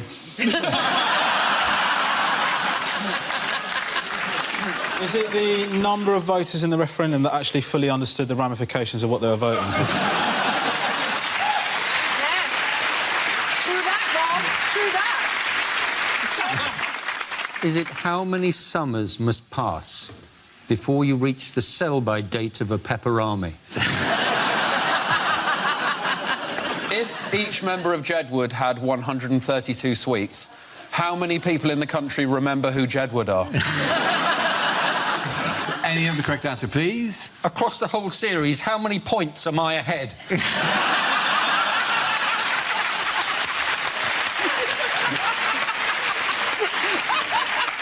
Because I think you'll find it here. Does anyone have the actual correct answer? It's how many Paralympic athletes are there in the GB team? They're absolutely right. Thank you very much. Thank you very much to you guys. Really good, really good. Say this very quickly. Go on. 265. Now, when you count that point. I thought you just meant somebody else has just acquired a disability. You just like and then wheeled away. Yeah. And suddenly you're wearing a Team GB outfit. You're wheeling down. Yeah! Yes, the question I was looking for was how many athletes is Team GB fielding at this year's Paralympic Games in Rio de Janeiro? 264 Paralympic athletes will represent Great Britain and Northern Ireland across 19 events. The competition starts on Wednesday and runs until the 18th of September. However, what hazards might the athletes face in Rio? Things are very difficult for the Paralympians in Rio because there are holes in the ground and there are uncovered wires and there are ramps and bridges that aren't finished. But things aren't necessarily any better for Paralympians here, you know. I'm looking forward to the British Paralympian medalists coming back to a hero's welcome and lots of media coverage, and someone from the government telling them that obviously, you know, perfectly good for work and they're having all their benefits cancelled. What's going to happen? Are they not selling tickets either? They well, it's felt as big as beginning to turn around now. But it was like £2.30 for some ticket, which is the price, really, is it? If you don't want to pay £2.30 to watch two geezers in a wheelchair have a sword fight, I don't know what's wrong with you. It sounds quality. I loved it when it was in London. How do you all enjoy the Summer Olympics? Well, it was a mixed bag, wasn't it? Because, like, I went there one day and in the morning I got mugged and hit over the head with something and double vision. But in the afternoon I saw some of the best synchronised swimming I've ever seen. It's immaculate, wasn't it? It really was. Yeah. Well, I ended up watching a lot of beach volleyball. I love the beach volleyball. not for the obvious... Yeah, no, not for the obvious reason. The reason I love it is because after every point, whether they win or lose, whether it's good or bad, they hug each other. Everyone hugs after every single point. It's almost like they just really want to hug each other and the sport is completely incidental. Do you want Romesh to give you a hug when you get something right?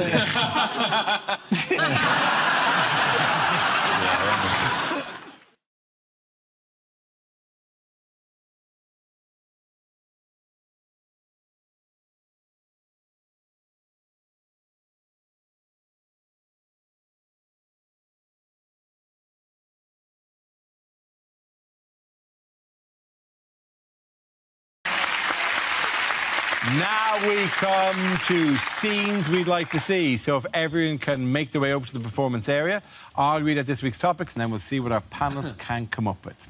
OK, here we go.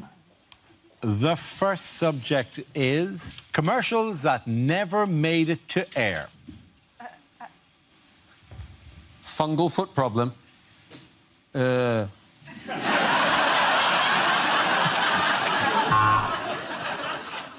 Have you been injured in an accident that wasn't your fault? Of course you have, because that is the definition of an accident.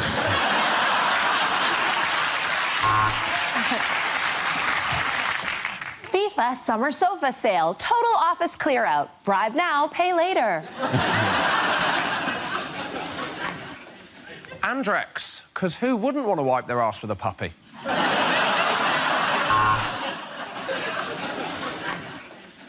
Carlsberg don't do your girlfriend, but I have.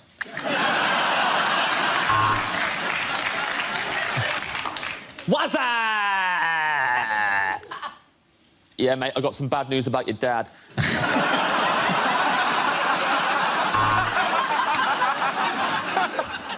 Why pay more for ratchet, trifling-ass pilots when you can get to where you're going on EasyJet? A basic bitch will get you there. We call it a Happy Meal. The cow we killed wasn't too chuffed, though.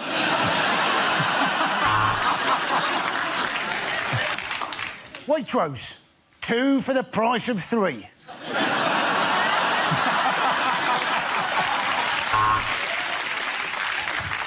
We had debts all over the place, but Wonga took all those debts and put them in one simple loan.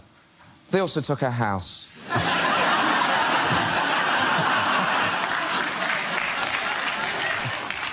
Are your vet's bills getting on top of you? Then why not try Dognatas?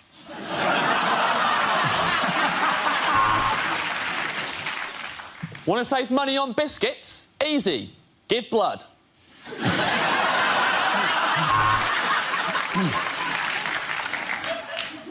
From Laboratoire Garnier, Paris. Because if we said it was from Unit 5 of a Luton industrial estate, you wouldn't buy it, would you?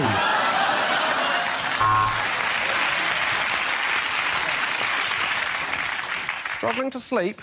Why not try 10 cans of Stella?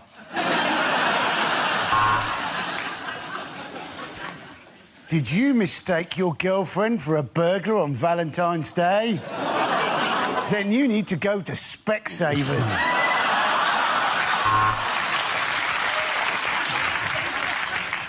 I can't breathe! I can't breathe!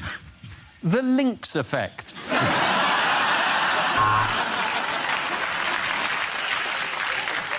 That one's accent is a bit more racist than that one's accent. There you go. Just compared the meerkats. OK, the next topic is lines you wouldn't hear in a sci-fi movie. Hi, is that NHS Direct? Yeah, a bit of a temperature and I've got an alien coming out of my stomach. 2 paracetamol, OK. OK, Mr. Zulu. Set course for the 4th quadrant to the Orion Nebula. I think there's a Nando's there.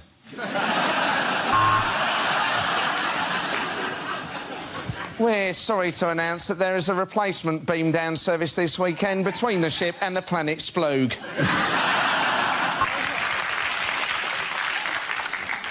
You've got to imagine this in a Scottish accent.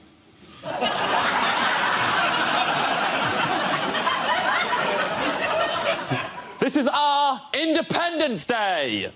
There you go. They abducted us and took us to their spacecraft, and then they explored our bodies with strange probes. I'll be honest, it was the best stag night I'd ever been on. This man can now reach the full potential of his brain. Joey, wake up. You can tie your shoes. Reem.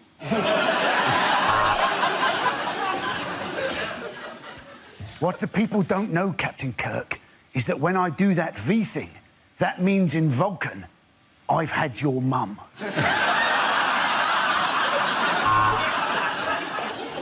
I think this time tunnel is broken. We have gone 1,000 years into the future and Bruce Forsyth is still working.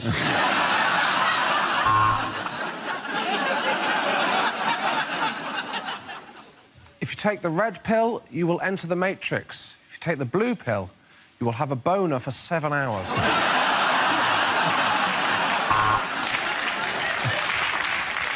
This is it.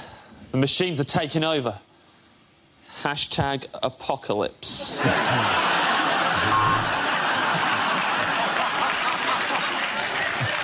Yeah, I've had a look at it, mate. The problem is your nano boosters are shot and your warp drive is fucked. Our planet is dying. We seek a new home. Which of you is Phil and which of you is Kirsty?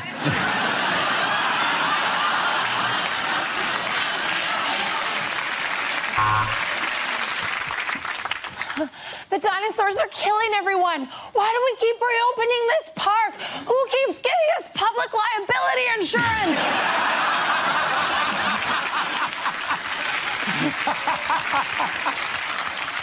So the plan is you get in the time machine, go back in time and cock-block Hitler's dad.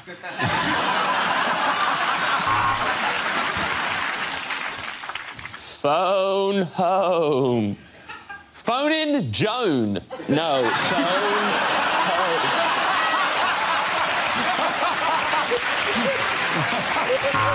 OK, at the end of that, the points go to Matt, Catherine and Andy.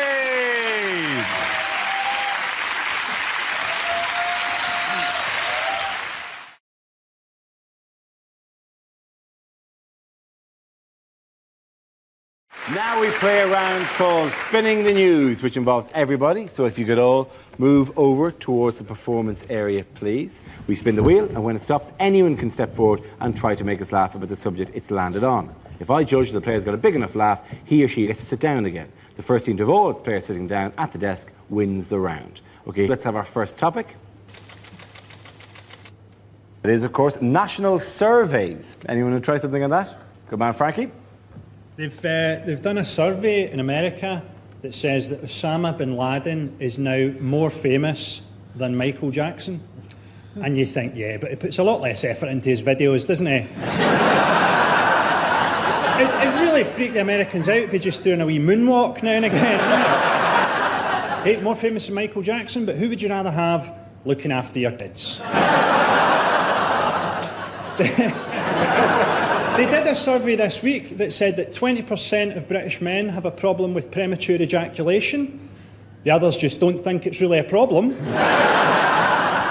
Sex and on early nights. They brought out a condom for premature ejaculation, and basically it's got an anaesthetic in the lining, so it makes you numb and you can last for longer. Or you can wear it inside out and you don't have to wake anybody up. Well done, Frankie. You can sit down. OK, let's spin the wheel again. The next topic is the Trafalgar celebrations. Rory's in. Yeah, this was this week's naval review of Portsmouth, which is quite embarrassing for the Queen because it just rubs in the fact that she hasn't got a ship. So they line up hundreds of ships and she goes, "Hey, that's a nice one. Hey, well, have you got one in another colour?" Prince Philip loves these things because it gives him a chance to stand on a ship and shout, "Frigate! Look, Philip! Philip, mind you, no, frigate, there, frigate!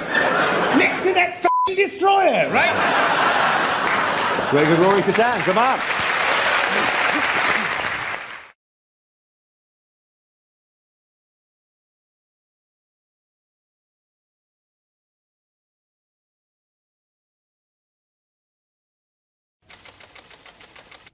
It is identity theft.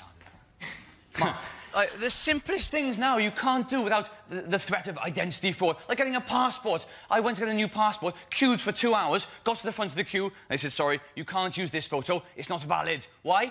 Your face is too big. My face is normal. Right? It's a normal size. I have a beaky nose, but I can't stab someone with that.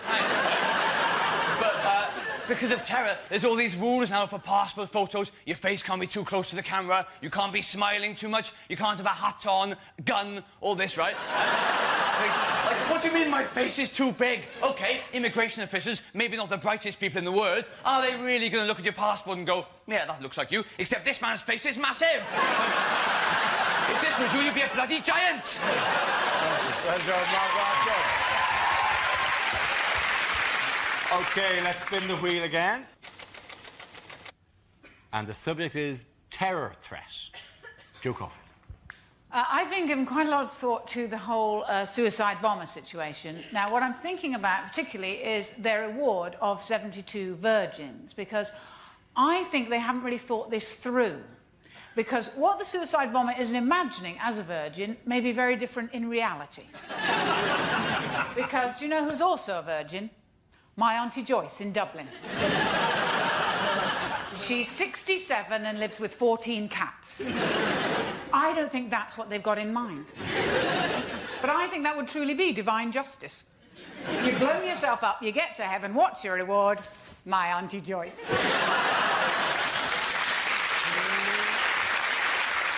And she's keen. She's waited a long time.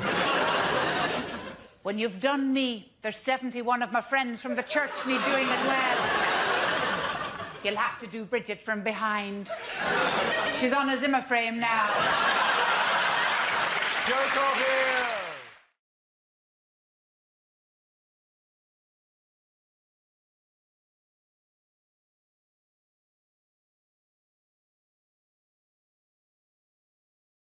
The next topic is unlikely agony aunt letters.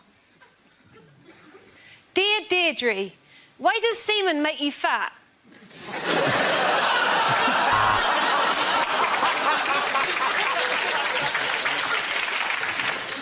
Dear Deirdre, I have spent the last 6 months living with a beautiful woman. But yesterday, she found out.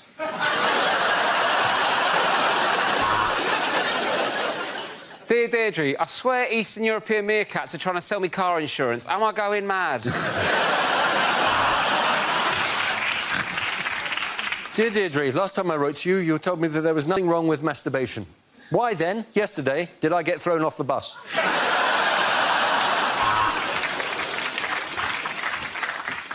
My girlfriend's livid because I got drunk and did a shit on the roof. Please tell me, how can I wipe the slate clean?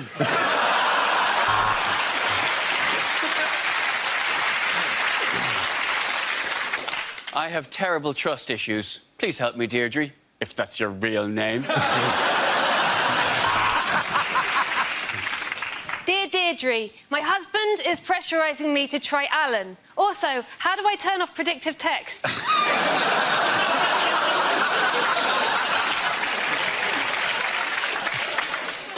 Dear Deirdre, I have just bought a diesel VW and I am fuming.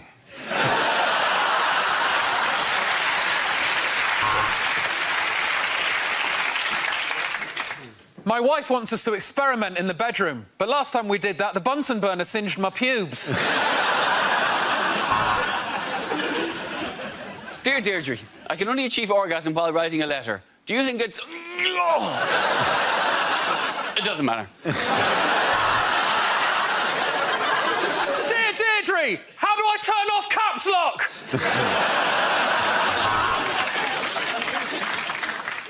Dear Deirdre, look, I'm not going to beat around the bush. Is there any other tips on satisfying my wife?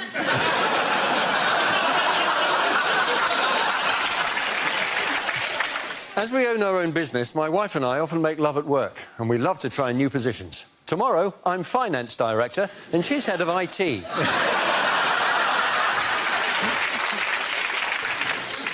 Dear Deirdre, I have a mole on the end of my penis. How much trouble am I in with the RSPCA?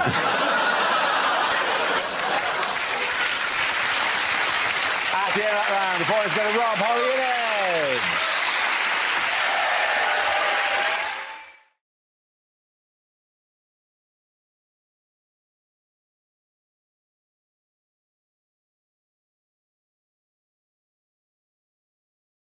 Things you wouldn't hear at a party conference.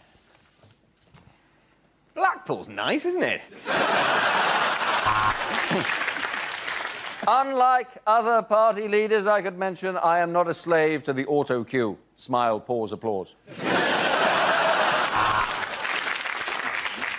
Would you please welcome the man who's made the Conservatives an electable force again, Gordon Brown!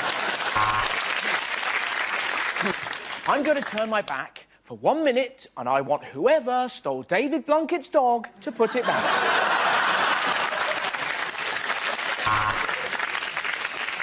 The delegates were so impressed by Ming Campbell's speech that they gave him a 10-minute standing cremation.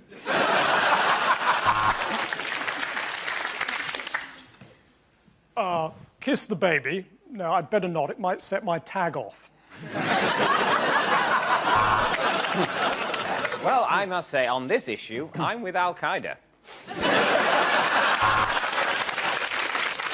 So, for Scottish independence and cheaper parking, vote SNCP.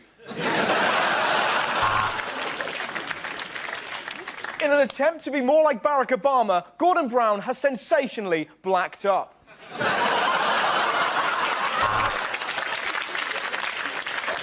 And I do believe we are the only party who are going to do anything about the amount of unemployed dwarves in this country. In fact, I saw one just outside holding a sign that said, "No job, too small."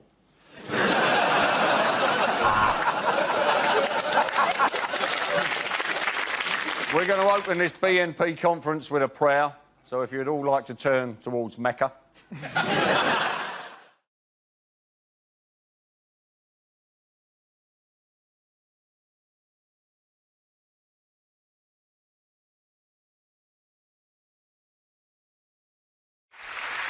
The next round is called Between the Lines and features Hugh and Frankie. Would you please make your way to the press pit?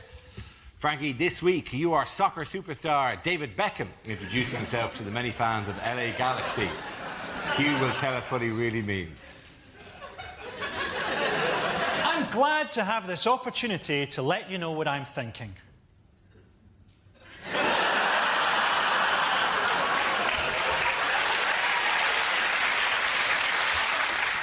It's great to have left Real Madrid.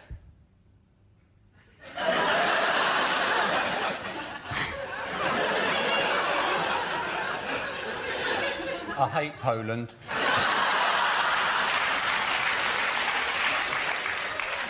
I've bought a house in LA, right by the big Hollywood sign. I'd love to know what it says. Brooklyn has settled in well at an American school. He shot someone.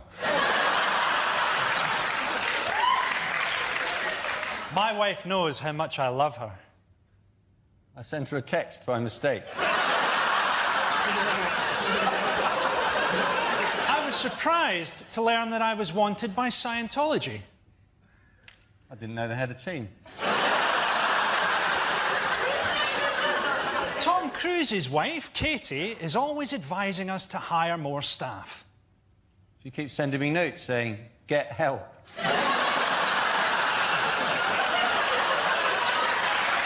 Very good. Well done to both of them.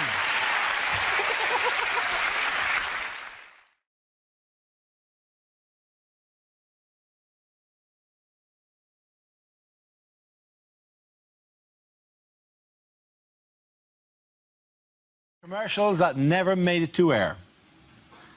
Come to Treagle Mills. We got peacocks and everything.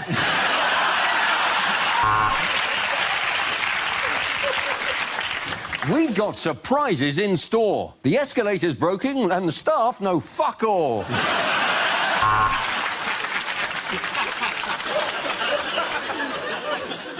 Dignitas. It's not au revoir.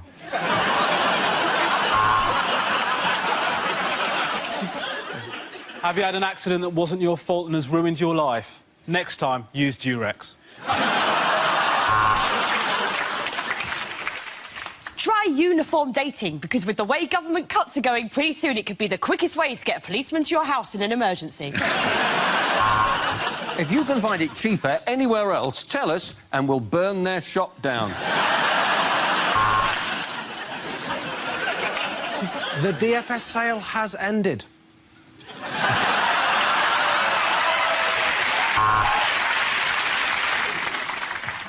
Have you been injured whilst doing voluntary work? Well, it's your lookout, isn't it?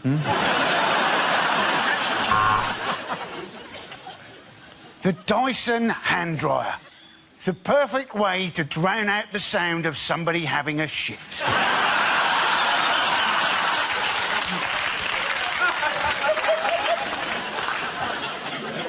Papa?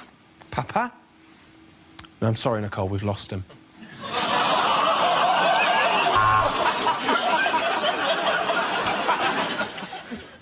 Buy little wine, because poor people shouldn't have to drink cider. Steven Gerrard drinks Lucasade. This has been a Red Bull commercial.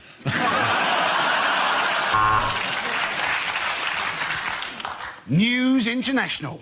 When you talk, we listen.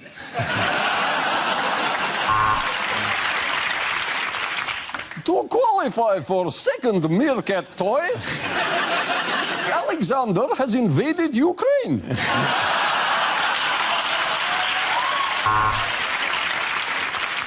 Milk.